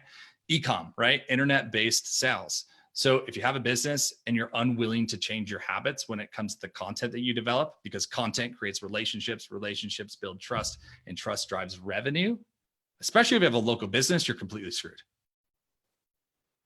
Because if you're not building your brand and people don't see your content and you have no relevancy to them, then what do you think is going to happen? Business is not, it doesn't run on miracles or magic. It's hard work and consistency and having the right mindset. So if you're in the post and pray category, it's all good. We've all been there. Okay. There's no problem with that. And for those of you who are publishing content, kudos to you, because you know how hard it is just to get someone to even understand that posting content on social and doing content-based marketing is even important. You would be very surprised at the freaking salary rooms that I've been in where I have to convince them that this is worth it. And when I do, I had a company, they gave me $100,000 for social advertising, and I grew the company by $5 million in 9 months. How about that for an ROI? And that's the challenge, is like, if you spend so much time convincing people they should do something, the timeline just keeps running, and other people are stealing market share, and other people in your local area are stealing the attention of your audience, the people that you're called to serve, but you just don't have the framework, the strategy, the mindset. And that's why if you're at least posting, there's something here we can work with. Okay. All right. And So I'm going to keep going. Like this. I actually heard, so Dr. Patrick Flynn, I know you know him as well. Yeah. He actually said earlier today, and it just puts it in context of how good we have it now to be able to put out content. Is back when he started, they had to fight over the spot in the yellow pages. And people would name their business with an A so they could be the first person in line in the yellow pages to even get attention. So now we have the ability to get attention. We just need the actual structure and the process of how to do that. Attention is the greatest currency. Yeah. This is why like influence is also part of attention. And a lot of people are trying to monetize influence at the wrong stage. That's like going into a bar and seeing somebody who's attractive and be like, hey, nice shoes. I mean, listen, if you're as attractive as Mike Zeller, that might work for you. But in reality, for most people, right? And for most people, that's a really shitty strategy. Okay. That's a really bad strategy to just be like, what are you going to do? You're going to go in, you're going to find someone, you may like play the eye locking game and then see there's a level of interest, then approach the person, have a conversation, find common interests, find shared worldviews, develop a relationship. Because I don't know about you, but I'm not in it to build my business on miracles. I'm here to build it based on pragmatic, practical strategies and having the right mindset that's going to get me to the next level so that I can impact the world in the way that I feel I'm called to do. All right. So let's not go for the one-shot kill. Okay. Let's take our time in this process, and you have to warm up your audience. You just told me a story today, Justin, where you had someone comment on a live feed with Dr. Flynn, and they're like, yeah, I've been following Dr. Justin and Dr. Courtney for over a year, and then I made a decision to go in. There's so many people who are following your stuff, you don't even know it. And those are always the people who convert. That too, because there's a lot of docs on here that are part of the Wellness Way. So shout out to Wellness Way docs and Dr. Patrick Flynn. One of our patients was watching Dr. Patrick's live today. And she commented on there and said, I stalked their page for over a year before I actually pulled the trigger and decided to go into their office. So the stuff that you're putting out, people are watching. And if you put out great content, you're going to suck them in, and they're going to continue to watch. They're going to consume it. Some people, it takes them a couple weeks. Some people, it takes over a year, but continue to stay with it, because she was like, I stalked them for over a year. And and then they made the decision and they showed up. Then we have quite a bit of stories on that, and quite a few that you and Courtney have had. And so we'll get to those ones when we talk about omnipresence. So So here's the cool thing. So that's number one, is the post and pray. So if you're the post and prayer, okay, we're going to fix it. All right. But I need to identify just a couple other people who are in the room right now. So companies who are posting and paying, or personal brands that are posting and paying, these are businesses who are throwing money at the problem. Hello. Hoping that more ad spend is going to make the difference. Now, the structure that I coach people in, I'll talk about in a little bit, but it's strategy, content, distribution, meaning your strategy determines the content you create, which determines the distribution strategy and how much money you spend. So most things that happen is, guess what? If you amplify BS content, what do you think the result's going to be? A BS result. That's the amazing thing about social media, is that the amplification of the content that you create exposes you. So if it's good, it's going to be really amazing. And if it sucks, guess what? Your results are going to suck too. So this is really, really important. So some of these people who are kind of in this strategy, so if you're identifying here, post and pay, you're throwing money at the problem, you got more ad spend and it's still not working. You might hire an agency, or you might get a videographer to come through, or you might have a few social media marketers, but they still don't really have a plan to make social work. That's the problem. The strategy, the plan, the methodology, the mode of execution, right? So if you don't have a plan, you're not going to measure the right things in order to create a sustainable, growing, ad spend to conversion ratio and costs. And then at the end of the day, you're going to kind of be going like, geez, how much do I need to spend in this stuff in order to make a difference? So listen, if you have like a war chest of, resources and disposable income, then maybe this eventually will work for you. But if you're like me, and you're like probably most other people who are here, the reality is that most of your money is going to be completely wasted, because a lot of agencies, and I know this because I've experienced a lot of agencies, I knew what to do and what not to do when I started mine. A lot of agencies are just doing the same thing everybody else is doing. So it's the same old, crappy lead magnet process, or the same old, discounted offer type of thing. And while they might be able to improve minor parts of the system, again, if the brand is not on point and the brand is not the leading aspect that people know, like, and trust you, if that's not the factor that's getting people to work with you, you're just going to have these countless upsells and downsells, and you're never really going to get the traction that you're looking for. So this doesn't solve the attention problem. Just being in front of more people by spending more money does not solve the problem. In order to get attention, you need to attract people, not just be in front of them. Can I get an amen in the comments? Because that would be great. All right. We're going to go past 7:30. Sorry, Justin. Just kick me off whenever you need me to. All right. So here's the last thing, post and know. This is business owners that I would probably consider like Justin. The ones who approach their online marketing with focus and with omnipresence. Now, the way omnipresence works is it's the idea, it's the 12th dimension, right, of consciousness. So it's basically where you're everywhere all the time, and you have a very good message to tell. My buddy Scott invented this. He's a business partner of mine. We're great friends. And that's why I use this word, even though he doesn't own the word. The methodology within marketing I have a high level of respect for, and it's worked incredibly well for me. So instead of instead of praying good things are going to happen or paying for underwhelming results, these owners like Justin are focused on implementing a step-by-step plan that garners both attention and conversion in alignment with the way that people consume social media, which is through content. All right. Now that I have your 1000% attention, Dr. Courtney Mosley almost got tackled by some random girl at a New Kids on the Block concert because she said, "Oh my God, you're that famous chiropractor." Yeah. Right? 20,000 people there, 20 minutes away from our practice, sees her driving by, looks at Dr. Courtney's, "Oh my gosh, that's you. I know you," because she'd seen her over and over on Facebook. Yes. And the sequences and the processes and the smart little entangled web that we create of offering high value content is the thing that created that high level of traction. Because here's the biggest mistake that people make.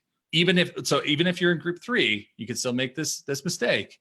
And that's where you're everywhere all the time, but you're not providing value. Come on, let me get a Ty Lopez in the comments here right now, right?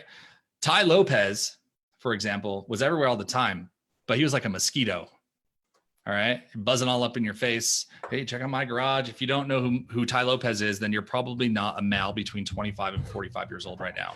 Right. But if you are, 95% of you know who he is. Everywhere all the time, but no value. And we want to make sure we protect against that, which again comes back to the strategy, okay, and the proper planning, the step-by-step process. So let's just shoot for group 3 and suggest that that's where we all want to be, okay? I've seen brands with no platform, no website, she jumped on my car. That's awesome. Yeah, I forgot about that. She did. She dented the hood. No, I've seen brands with no platform as far as like where they have a blog or a podcast or a Facebook channel, whatever. They have no website. They have no email list. There's no massive big name influencer relationships where they just kind of like hit the scene and then they just become some household name in their niche in 2 months, or 10x their social presence in the first year. It was all by intentionally repurposing the content that they were creating that was in context to their audience and actively curating behind the scenes material. I mean, I flew to your office. I mean, I took time to come down from Denver and to come out there and to create content. And that's the pull that we did. I mean, I think you grew from 1,500, fans on your page to probably nearly 5,000 or 6,000. 5,000. Yeah. Really, really quick. Because again, quick. You and Courtney were like, we want to be an authority. We want to give, and you were willing to invest in your brand before you monetize the outcome. This is like saving. I almost can easily translate this as someone who has a really great savings account. So I'm not going to ask you, but I'm sure you have a really great savings account. And the reason why is because you get it. Yeah. If you deposit enough resources over time, then you can call on those in times of need. So now that you have massive influence, you can just be like, hey, y'all, we're doing this great thing for our community. We're going to this event, we're providing this free thing. We're doing this consultative process, and people, right, you can cash in on the deposit on the investment that you made. Yeah. So if you were to look under the hood right now for what works in marketing digitally, you're going to see the difference between the 2 that were first and obviously the one that was last. Okay. So let's just see here really quick. Okay. I'm just going to kind of jazz through these. Are we good on time? Sorry, Courtney. Yeah, we'll keep going. I know. I appreciate everybody being on. And you guys still good? The stick rate's really heavy. So yeah. If you guys want more, let him know in the comments, because he's definitely got some gems he's going to pull out. And we are going to do another session on Thursday, so there's even more stuff coming. So yep. Yeah. So we keep it going. All right. So here we go. All right. So omnipresence. Let me talk to you guys about omnipresence a little bit more, because I know I touched on it briefly, but I want to talk to you through this. When people talk about how brands are marketing online, there's often a lot of confusion because some people use similar terminology. So you might have seen this on an ad. I typically leverage the way that I've talked about this in the Scott Alford's strategy, who I collab with. And yet at the same time, someone can say it, they mean 2 separate things. Okay. So let me just kind of clear this up so we're all on the same page. Number one, let's go to brand platform first. Okay. How many of you guys have heard of I need to have a brand platform? Okay. This is like your stage. How many of you guys have heard that before? Justin, you heard that before? Oh yeah. All right, cool. So people are always saying this, right? They're always saying that every single business needs a platform, but there's confusion as to whether this is, wait, so is this my blog or is it my email list, my YouTube channel, my TikTok, my IG? Wait, what is it, right? Is it my following? Is it a speaking gig, or is it a podcast? Like what really is a platform? So a platform, to make it simple for you guys, is just simply any method that's chosen for promoting and selling your products and services. Okay. So in its most simple form, and it hates me to say that without using the words like community and, connection. Okay. At the end of the day, a platform is a place of where you're choosing intentionally a place to promote and sell your products and services. So if I was to ask somebody, what's your platform? It's just another way of saying, how do people get to know, like, trust, and then buy from you? Okay. That's the main thesis. So in social, you've got to understand this. Your plan is come on, Justin. Your plan is your platform. Oh, it is your platform. All right. Well, I want to ask you this right here, because I have this conversation with people a lot. Is people, they don't even care if you can help them. What they really care about is, where is your heart? Do you care for them? And they want to know, like, and trust you before they even care if you can help them. Because if they don't trust you, they're just going to go Google the next person that can help them and see if they can trust them. So that's where this whole social thing comes in. It breaks down those barriers of trusting people and getting them to like you through your content. Is that what you would say too? Oh, dude, 1,000%. People want to buy from people that they're connected to the best, not the person who's the smartest in the room. Oh, dang. Come on now. It's the truth. It's the total truth. Just like, look at your own purchasing habits or behaviors. The last coach that you hired, was it the smartest person in the room? Did you hire Tony Robbins, or did you hire somebody else who was there, who you connected with, who sat in your same row? Well, that's good. It goes back to the reality. Last call with Mike Zeller, where we talked about, if you're the smartest person in the room, you're in the wrong room. In the damn room. Yeah. Oh, dude, 100%. Dude, it's so good, man. It's so good. Yeah. Trust is everything, Jay. You're absolutely right. And Katie just, commented on that as well. Trust is everything. It's the foundation of every successful relationship. And when we get out of the space that we need to find the next guru and realize that committing to the highest version of us and our mindset and all of those things is directly in relation to who can coach us through that and who we have trust with to be vulnerable enough to get to the next level, that's where this whole thing really takes form. You can ask people who are on this call right now, who there's smarter coaches maybe than me or whatever, created better frameworks, yet they've been with me much longer and deal with things on a totally different level of conversation and of impact. And they maybe paid the other person a lot more money, but they stuck, and the stick rate was way higher because connection. Yeah. And it's so important. It's the human element that is missing, but that's the most needed. So brand platform 100% is your ability to create relationships digitally. This is why I say content builds relationships, relationships build trust, and trust drives revenue. Because the relationship is the crux of you getting to the next stage. And if your content is a 2 out of 10, how do you think, your sales are going to be at the back end? If your relationships, if you're not great at relationships and it's a 1, you may have great content, but you're aloof when it comes to your relationships, that's the thing that's going to crush your entire sales process. So now and in the future state of personal branding, which is going to be the entire future of everything that's done. Again, look at the president, right? We have a perfect case study of how personal brands, people trust people more than companies. And you guys have got to really lean into this and become the authority in your space. Here's a good one for you. Michelle said, that's my challenge. I'm such a weirdo. Finding people that get me and want to know what I know is tricky for me. So I know you've worked with people with all different platforms, and no matter how weird they are, people out there want what they have. So how would you speak to that? And I would say I'm such a weirdo. That's great. Yeah, I love that you're honest, Michelle. I just celebrate you for that. So 2 things. Everybody's weird. And if you think that someone's not weird, you just don't know them well enough. So we're all strange. It's just that some of us are better at hiding that. So you're actually probably just more authentic and real to how you actually feel. Because as kids, we get it beat out of us. Stop doing that. Stop doing that. Stop acting that way. Stop spitting at your brother. Stop doing, right? We all the things that make us quirky or different or whatever, a lot of times are expelled from us. But if you can embrace that's who you are, then, like attracts like, birds of a feather, right? How does that flock together, right? Yep. So the idea is you just need to find your tribe. You just need to find your people. If you like cats, then join a huge Facebook group with a lot of cat people. Okay. Yeah. Like you're only an introvert. If you say I'm an introvert, I'm an extrovert, I'm a whatever, you're only introverted because you're not around the right people. Yep. That's huge. So delete all the haters on your list, get them all off your Facebook page so that you can speak freely. Because my specialty is in two things: giving people permission slips and unmuting them.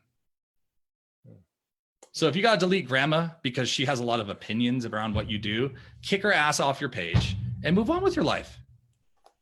If it's a relationship, if it's a thing, if it's a whatever, that's what you've got to do. Because again, if you're an entrepreneur and you're somebody who you're committed to the highest version of who you are, pass the test, delete the person, kick them off your page, get out of the relationship and move the hell on.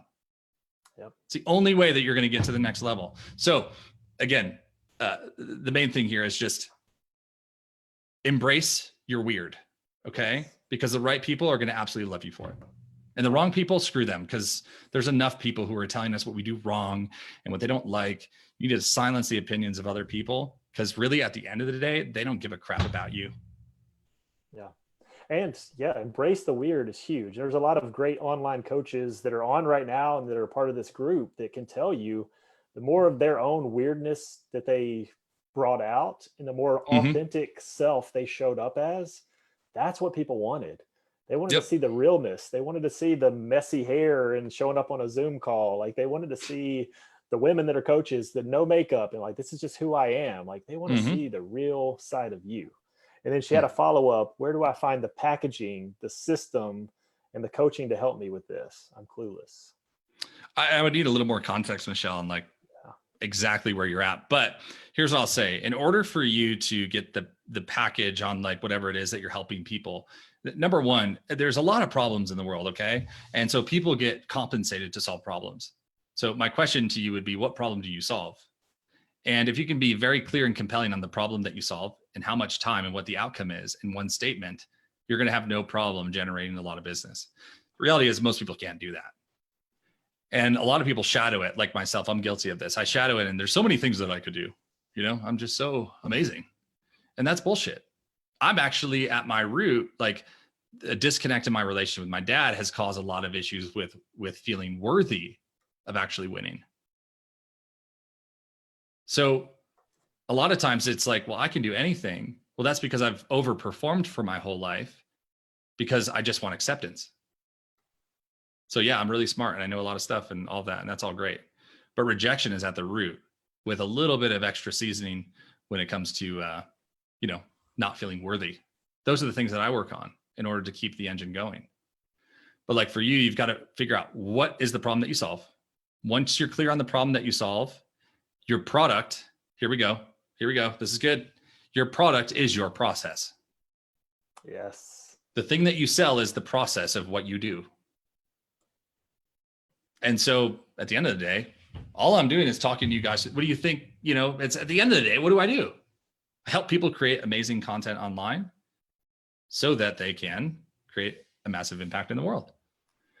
And there's fancier ways for me to say that and plug in all these other words and timelines and best, become a, number one influencer in your niche in less than 90 days and all this crap. But at the end of the day, I'm just unmuting you. I'm giving you permission to be yourself. I'm giving you permission to be able to find that audience, to find those people. You just got to pick what the problem. There's only 3 things that people buy as far as the reasoning behind the 4 things. Okay. So I said the 4 things earlier, which is part of this, but it's health, wealth, and relationships. So you're solving one of those 3 problems. Now there are widgets. There's like, right. So somebody's going to get a freaking, like one of those little, what are those things called? Little spinner things. Fidget spinners. I can't remember. Fidget spinner, freaking fidget spinners. You're not really solving maybe one of those problems. Okay. But in reality, for anybody who's in the coaching or consulting space, it's one of those 3 things. And the 4 reasons why people buy is to make money, save money, stay out of jail, lawyers, or to have a better life. And that's typically doctors and transformational coaches and all those things. So you got to figure out which problem you're solving. And then the tail end of that, and I'll get back into the marketing here in a second. The tail end of that is this. If you're solving a 6-figure problem, charge them 5 figures. If you're solving a 7-figure problem, you better charge them 6 figures. So when I stroll up into somebody's business, if they want to make $1 million, I'm going to charge them at least 100 grand. Who here does not want a 10x ROI? Anybody? Okay. Nobody, of course. Because I mean, gosh, if I can get a 10x ROI, why would I not do it? Let me ask you a question. If I was going to help you generate 6 figures in 12 months, how many of you would pay 10 grand for that? I know I would. I paid 40 for it. So, I mean, that's just in reality how it works. So what is the problem that you're solving when it comes to who can coach you through that process? I mean, there's a lot of people out there who can. But the main thing is who are you going to be attracted to the most, and who's going to feel the most aligned to you, so that you can be open and vulnerable and transparent to achieve the level of results that you want and impact you want in the world. Yeah. So my dad's on. He says personal branding creates long-term relationships. So give him your quote for relationships are rocket ships, baby. Relationships That's right, are Jeff. rocket ships. Relationships are rocket ships. It's the fuel to everything. It's the ascension of everything.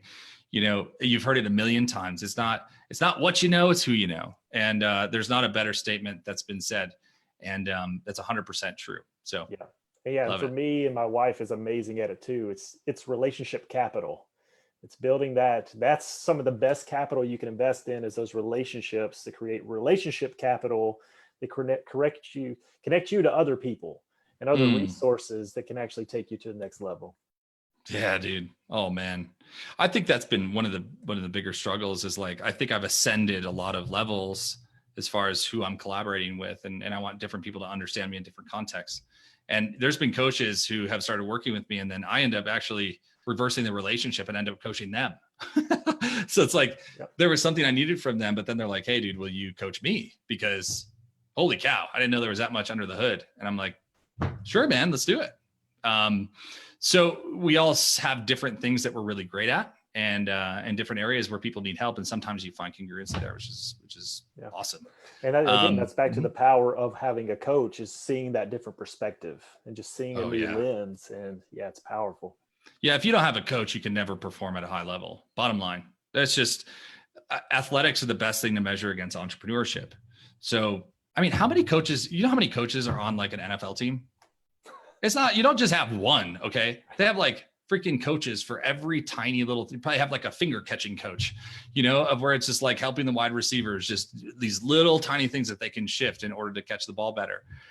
Because high performance requires objectivity. Oh, snap. Dude, that's another one. I just full of zingers tonight. High performance requires objectivity. That's a thing that you've just got to know. And if you're not investing in coaching, it's simply because either A, you don't understand the value of it, or number two, because you're taking too much money home. And the thing is, if you're taking too much money home, that's fine, but you have to understand that your business is not going to grow, because objectivity is one of the things that God did not give us to have on our own. That's what forces us into relationships with other people, right? So if we don't have objectivity, it's kind of like we don't see our greatness. We can't see it. We can't spot it, because we see all of our flaws.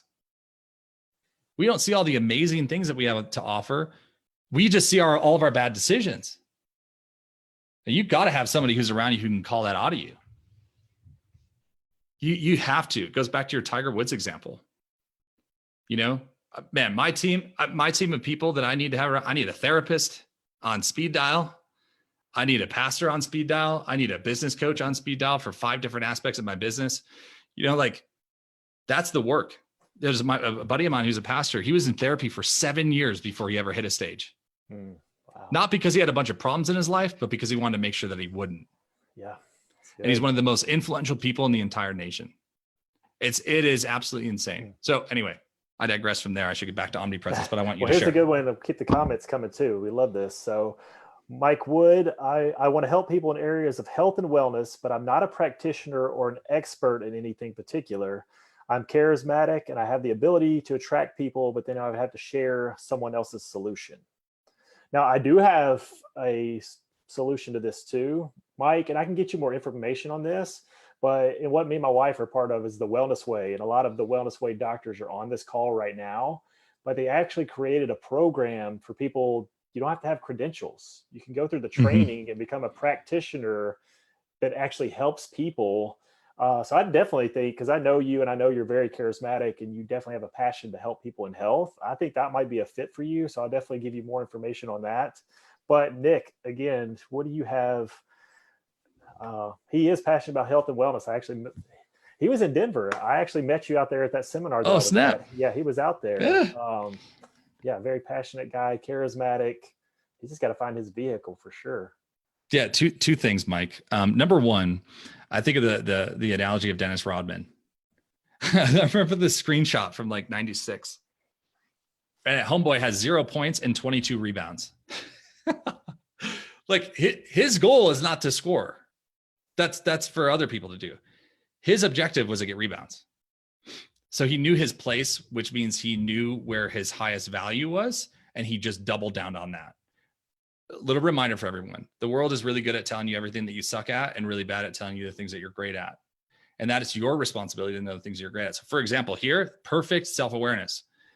I want to help people in this space, but I'm not an expert. You know what I would do if I were you? I would make Justin Mosley a very successful person.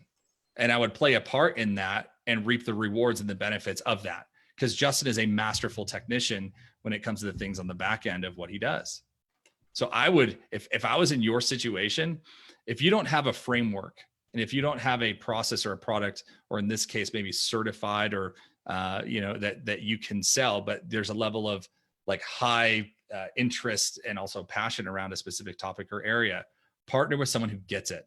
Partner with someone who's going to give you revenue share or profit share and help that person be massively successful. That's what I did in the early parts of my career. When I was in ministry, I mean, I supported a guy through a massive transition of the church. I mean, absolutely huge, huge transition. And what I gained from that was the expertise, was the permission to give myself, was the impact that I was able to create through that experience. If I were you, it's a no-brainer. That's what I would do right out of the gate. The second thing that I think is really important on this is you can adopt certain frameworks if that's what you want to do. But if you're not a great framework builder, people aren't going to come to you for your authority. They are going to come to you for your charisma.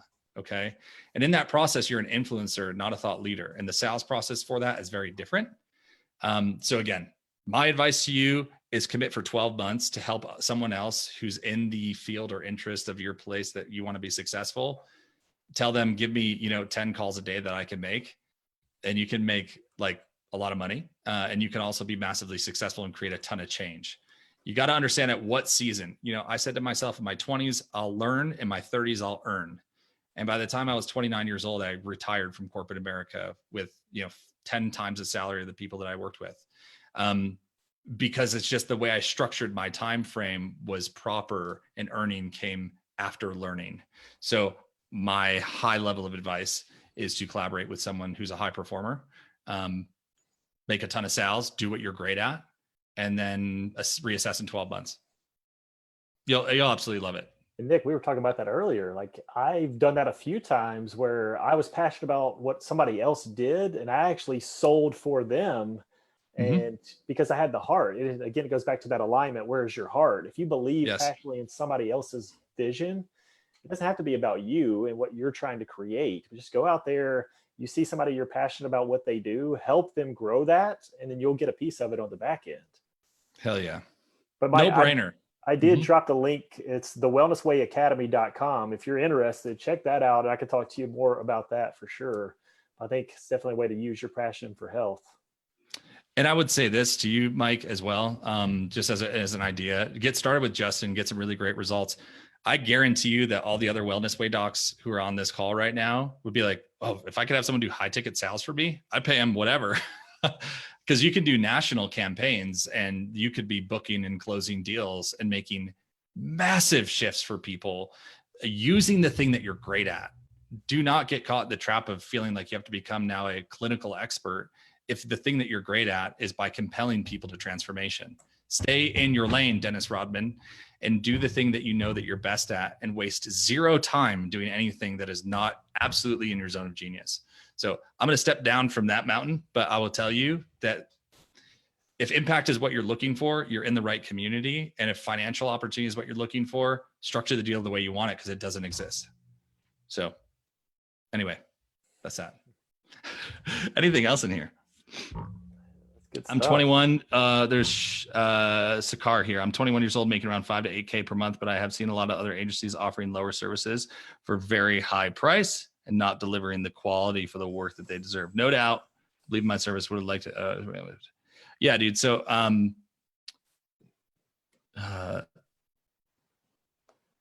okay. Yeah. I don't know. I look at this like blue oceans and red oceans. Agency world is a red ocean. You are going to be freaking with a sword in your hand and a shield in the other for the rest of the time that you're in business. That's why I got out of agency work. You're never going to do enough. You're always going to be ridiculed. And it doesn't matter what you give, there will always be a higher expectation. It's kind of like working at a casino because it's like, I'm going to give you this dollar and I want to make this one. And when there's a loss, there's a misunderstanding around how that happened. And so you're only as good as the weakest link. Therefore, if you're collaborating with somebody who, they have a crappy process for sales and they suck as a salesperson, they're going to blame you for everything. This is the sibling rivalry of sales and marketing that's always existed. In the agency world, there's going to be a high level of conflict between people's values because people trust social media marketing agency owners less than car salesmen. So that's just got to be a process that you're willing to go down and a reality that you're willing to do. You're making great money. Absolutely. I mean, people would kill for that. But at the same time, you've got to have the stomach to be able to have that rhino skin and to be able to deal with, whatever. So again, to Justin's point, like show up and serve. That's what I did.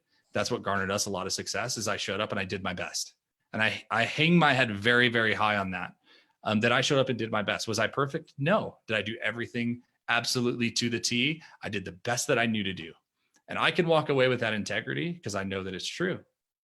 And people who are a part of my business who stole clients, who really impacted my kids more than me, they have a completely different level of responsibility to the decisions that they made. So again, blue ocean, red ocean, I would not personally, the quickest path to get you to hire somebody else to do all the sales and to hire someone to do all the fulfillment and you have an asset is the quickest way to win with an agency. It just ends up becoming just like an asset. If you care about people, agency world is going to be very hard for you if you actually give a shit. Other people don't care. They just don't care. They follow their process. They do what they need to do, and that's it. But I would say if you're heart motivated, the agency world is going to eat you alive. You will always be blamed. It doesn't matter what the situation is. You will always be blamed because you're the odd man out. Everybody else is typically on the same team. And if you're outsourced, you're the one responsible for a certain amount of revenue. If you don't hit it, you're the devil. Just the way it goes. Know what you're fighting against and know what it is and protect yourself if you got a big heart. Good thing I'm drinking water here and not whiskey. You got to amen to that for sure. Did I? Yeah. Okay. Yeah, I figured. Yeah. Agency life is really tough. So anyways, we'll move on from there. I'll write a book about it someday. But I'm grateful for the relationships that I developed and the people that I met, because that's Justin, that's how you and I met. But really, I mean, I operated a consultancy with agency fulfillment. And what I realized is the consultancy was the thing that I was actually really great at, that I really loved. And the fulfillment was great. But the thing that was broken for me, Shakar, the thing that was broken for me was that I was seeking acceptance through my work. I was seeking approval through my work because I didn't have it on my own. So I would just do a great job and be celebrated, right? Until the moment that the hero wasn't the hero and the villain came to attack. And at that point, you could not imagine the things. And I showed up to serve to a community that had been burned. So it's like, I'm getting like 5 years worth of trauma taken out on me when I'm just like, fuck, dude, I'm trying to do my best here. Sorry, I didn't mean to cuss like that. But I'm trying to do my best here, and I'm trying to do the best that I know to do. And a lot of people understood my heart in that. And those are the people I still have a relationship with to this day. And the people who don't, it's just a challenge. And I feel bad sometimes where it's like, I don't want to reach out because I feel bad. I didn't get them to where they wanted to be, but it never was my responsibility to. My responsibility was to show up and deliver on what I said I could do, not the things I said I couldn't. So anyway, I digress. We just lost like 8 people after I dropped an F-bomb. I'm sorry. Really apologize, man. So yeah. Do you want me to keep going on Omni? Maybe we can, I know everybody's still loving this. It depends on where you want to do your stopping point. We can continue this on Thursday. I know we've got, I got like 10 minutes max left. okay. Just, All yeah, right. you wrap up And then you whatever can you want close to it do out with 5 there. minutes. Okay. Yeah. Yeah. All right, cool. All right. So let me get back to the big idea here. So we were talking about brand platform that got us into these other conversations to answering some of the comments.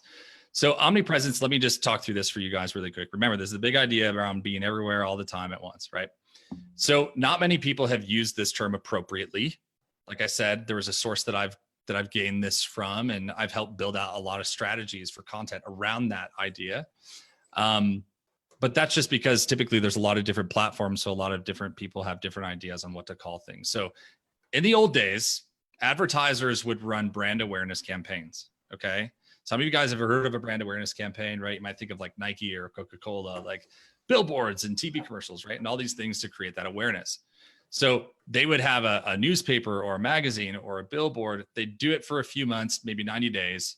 And as media has now started to grow in a different direction, you know, you saw the emergence of radio, then you saw the emergence of TV and infomercials. Can I get a My Pillow? Yes. You know, to Super Bowl commercials, right? Spending tens of millions of dollars on a Super Bowl commercial, and of course everything in between. And you and I know that that none of these different formats are massively effective in the world that we live in today, and that's because it's changed. Media has changed, and thanks to social, that immersion started. And now on-demand content, be it Netflix and all these other things, this has caused massive disruption. And wherever there's disruption, of course, there's opportunity. So I wouldn't trust anyone who wouldn't cuss. All right, come on. Thank you, brother. I love you. I love you. I know context here, and so I do apologize to anybody who I offended through that. But I'm sorry. I'm going to do my best to not, but I probably will. Not on this call, but if you follow my content, people who are consuming content on their phones, right? Because we consume a ton of content on our phones, are showing no signs of slowing down. Do you guys know that during COVID, traffic has gone up on the internet almost 3 times the amount? Okay. It is not slowing down. Okay. So if your prospects are spending most of their time on Instagram or YouTube or other video-based platforms and or in short bursts, then you need to be there, and you need to be there all the time. So you got to look at the situation and ask yourself, where are the people who I want to help and serve and show up for? Where are they spending time? And that's where you want to be. So this is like more than just running the same old, you know, ad opt-in. And this is more around like what I did for Justin, which is helping provide these short bursts of content that can over-index on the right platforms to leverage the algorithm. Now I'm losing people with these jargon, but I want you to see this. So we can get more eyeballs on your content, right? To get you more authority so people can hear your voice and people can start to know your brand. Attention is currency. Just like influence is currency. Like literally the biggest people in the game, they're like, I physically cannot spend enough money on these platforms because they understand that if I just get my content, I gain followers and I monetize on the back end. Okay. Smartest people in the game, that's what they do. So a lot of times you're going to see pillar content. You may have heard this before. So pillar content is really what's going to help you become the go-to person inside of your niche. And this is the foundation of your brand as well. So like if you do a keynote, that's pillar content. If you do like this training for 2 hours is pillar content. So it could be also an article or a blog post or a podcast episode if you do something like that, or an online book. So I know like the Pierces have an online book that's helped them generate like literally thousands, nearly 10,000 leads. That's a piece of pillar content.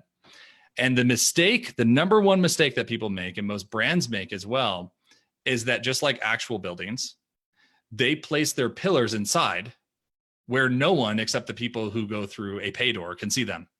Oh, snap. I'm hitting a nerve now. Someone's like, oh, crap. Am I doing that wrong? So today you need to take that page out of the book of the architects of the U.S. Capitol building and put the pillars on the outside. Come on now. Put the pillars on the outside so that people can see them. Otherwise, your content is going to remain undermarketed, underappreciated, and ultimately it's going to underperform. Okay? So here's how we can do this. We can do this through micro content. And micro content is simply taking the big pieces of content that you have, whether it's that keynote speech, a webinar, a coaching call, blog post. You'll see this on my feed if you guys hop over there. repurpose into smaller chunks. So it might be a 1 minute, might be a 3 minute. Gary Vee does this really well. It might be a 10 minute from a 2 hour, right?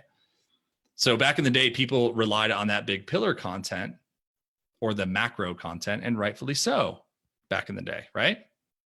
They would have an anchor blog post that shot through SEO and attracted a ton of leads and fueled their funnels for them, but that doesn't work the same way anymore. And that's just because content has changed so much. So let me give you this analogy. If the macro content, be it the pillar content, the macro content is a cannonball, then the micro content is kind of like a bird shot. It's like a spray of small bullets. And the reason why, so most people today, the reason why they're failing to understand this is because the equation flipped. Micro content, the short chunks, because we're like in this type of society, micro content is king. That's what garners attention. So let me just prove this to you really quick. How many, besides Tiger King, right? Or besides like, you know, your favorite documentary of all time, when was the last time that you watched an entire keynote speech specifically, right? So some people are like, well, I watched Tiger King, but I didn't watch this, or other way around. When's the last time that you watched an entire keynote speech on YouTube? Anybody? When's the last time you did it? It doesn't happen. And if it does happen, it's certainly not nearly as common as a 30-second to 1 minute clip. Come on, I know everybody here right now is like get that Brené Brown, 90-second little jolt on the day, or that Gary Vee shot of encouragement that you need to get things going in the morning, right? Even sports networks like ESPN, they're starting to understand that people are not going to watch SportsCenter. Like, you can research this stuff anywhere, you'll see this. They're just watching highlights of the games on Instagram, or Bob Menery spew off like hilarious commentary. So when you repurpose your pillar content into small chunks, micro content, with each post leading back to that bigger piece of content. So you could see like, hey, here's a highlight from the game, and to watch the full thing, go here. You give people the snippets that they need to take in order to take the next step with you. So now at this point, you don't only have attention, but now you have warm leads coming to your sales funnel, to your website, to that piece of content that you want them to convert on. I know this is landing for you guys. So here's the bottom line. Here's the bottom line. If you haven't heard, or you haven't said like, I've seen this person somewhere.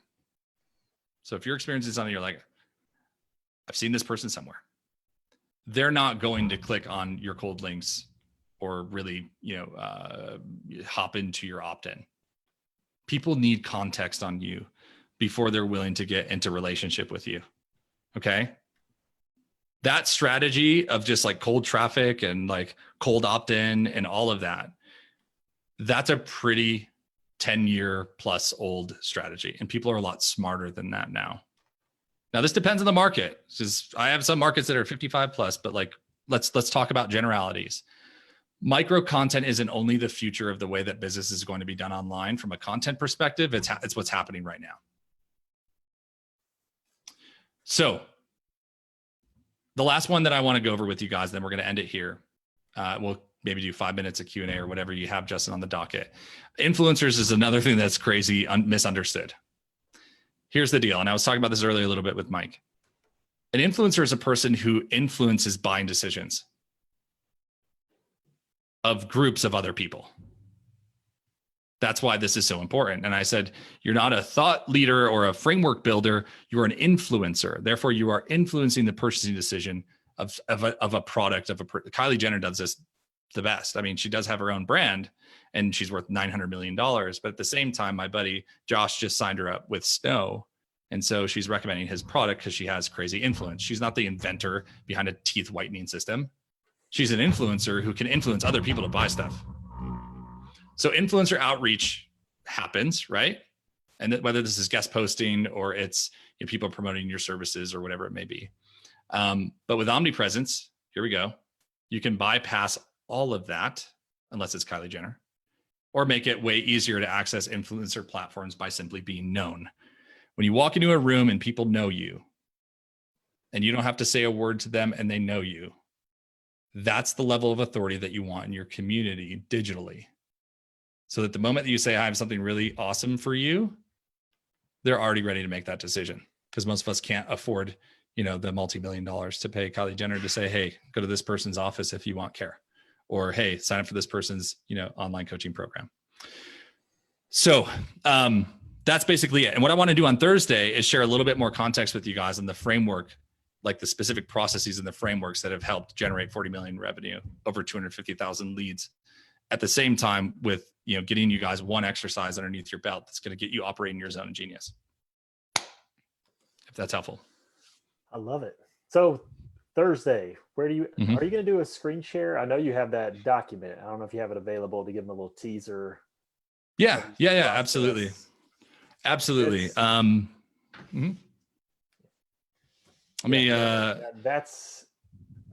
the key ingredient right there. The secret sauce is definitely going to come out. So I didn't know if you wanted to do screen share, but yeah, I'll do it really quick. I can't say no.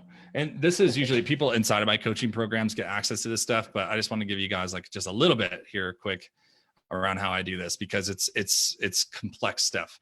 So I was telling you guys before, strategy, content, distribution is what I started the call with when we were talking about marketing and how I basically set up the infrastructure and how I and how all the marketing systems work with what I do.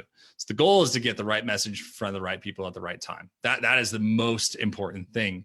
And when you do that, you're able to generate the perfect client for the perfect price, and you have the perfect connection with them, right? So the indicators of success through this: higher engagement, more revenue, and deeper relationships, which is what we all want. And so this is kind of like the process around how we do that. Now, this process is really useless if you don't create content, because here on the front end where it says content and ads, remember, you're only as good as the step before wherever you get someone.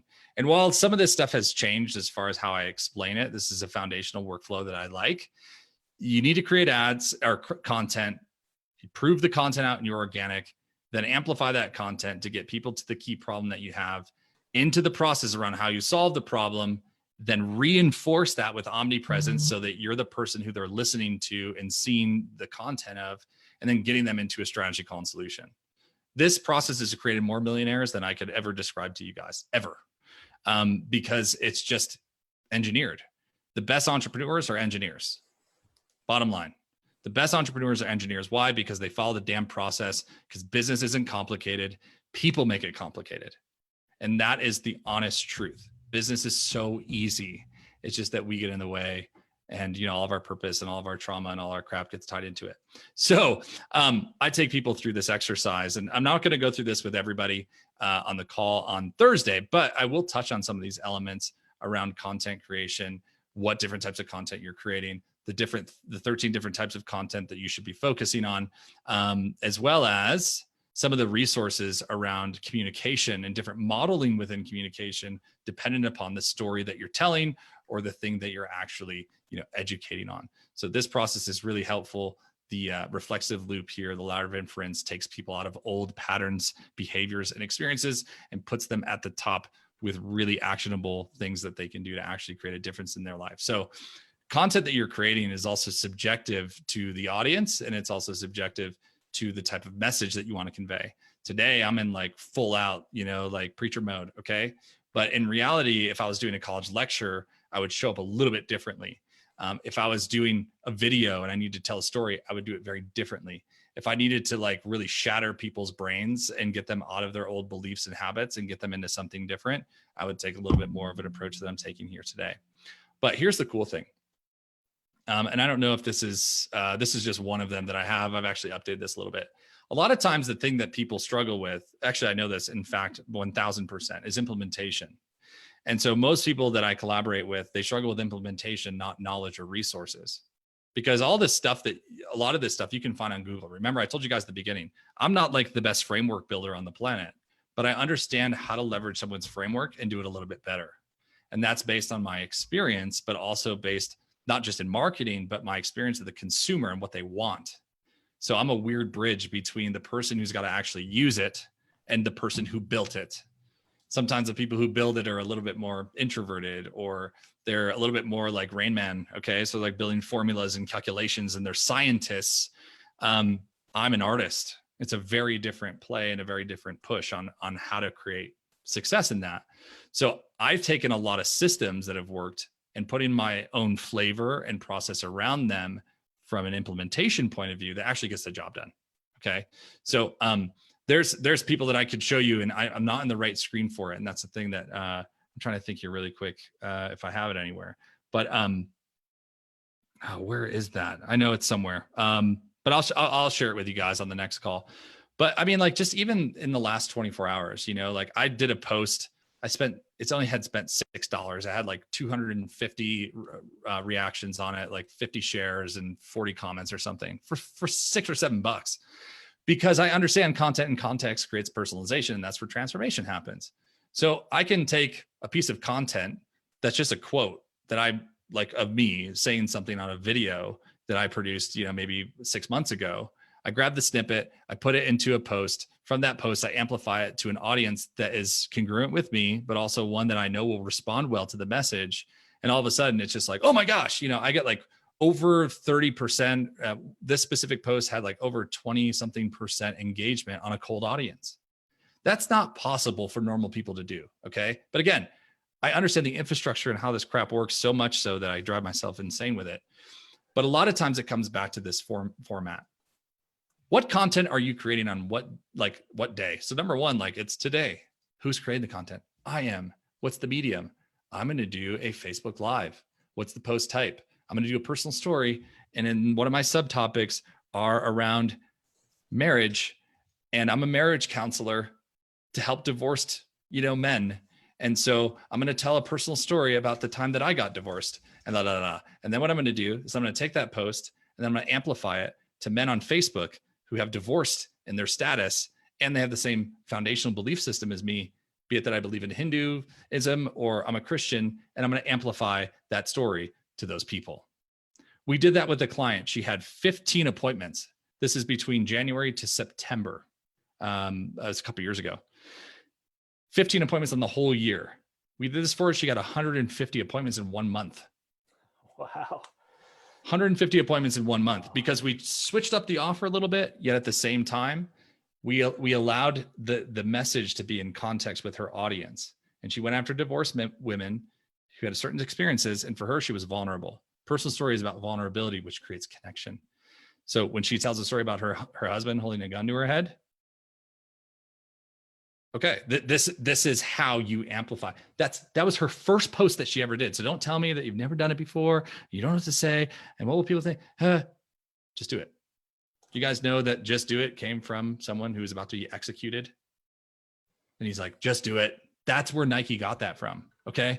Which means like literally just all in, right? So that's a little bit around how these things work. But what I help people do is get to the finish line here. And what I want to help you guys do is just focus on creating the right types of content.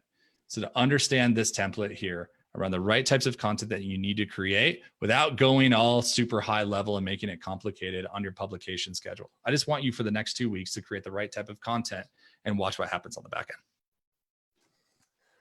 end. Love it, man. Yeah. Cool. Went long, but I mean, we had to cover the mindset stuff at first. That was huge. We didn't even plan mindset going before there, strategy. But, I mean, that's what they wanted. So if you joined us late, go back and watch the first half of this. It was so much mindset and going deep, and you got to have the right foundation. And then I'm excited where we're going. So Thursday, you would say 7 Central, 7 p.m. Yeah, that's fine. All right, do it again on Thursday. He's got a lot more good stuff to come. And we're doing it right here, right?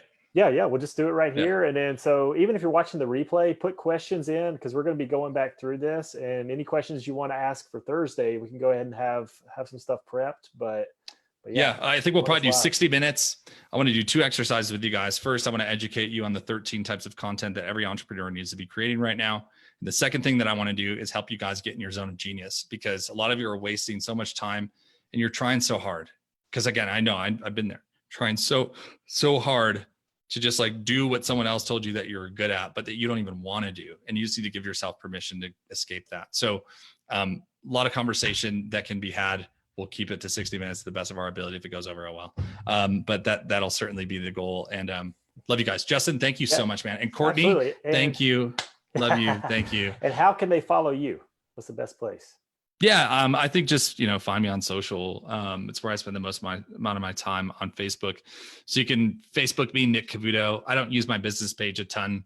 I do a lot of organic stuff just for the state of business that I'm into. I want to keep things kind of locked down right now. I don't want to scale right now. It's not the stage of business that I want to be in, nor that I'm in. So yeah, find me on Facebook. You can hit me up in Messenger, Instagram at Nick Cavuto. My website's being rebuilt right now because I'm changing a bunch of offers and stuff. So just connect with me on Facebook, and yeah, however I can help you guys, I'm here to serve. So yeah. Awesome, man. Well, appreciate you guys for watching with us, and mark your calendars for Thursday, 7 p.m. Central, and I'll put a link to reminding everybody. But you guys have a blessed night, and we'll see you on Thursday.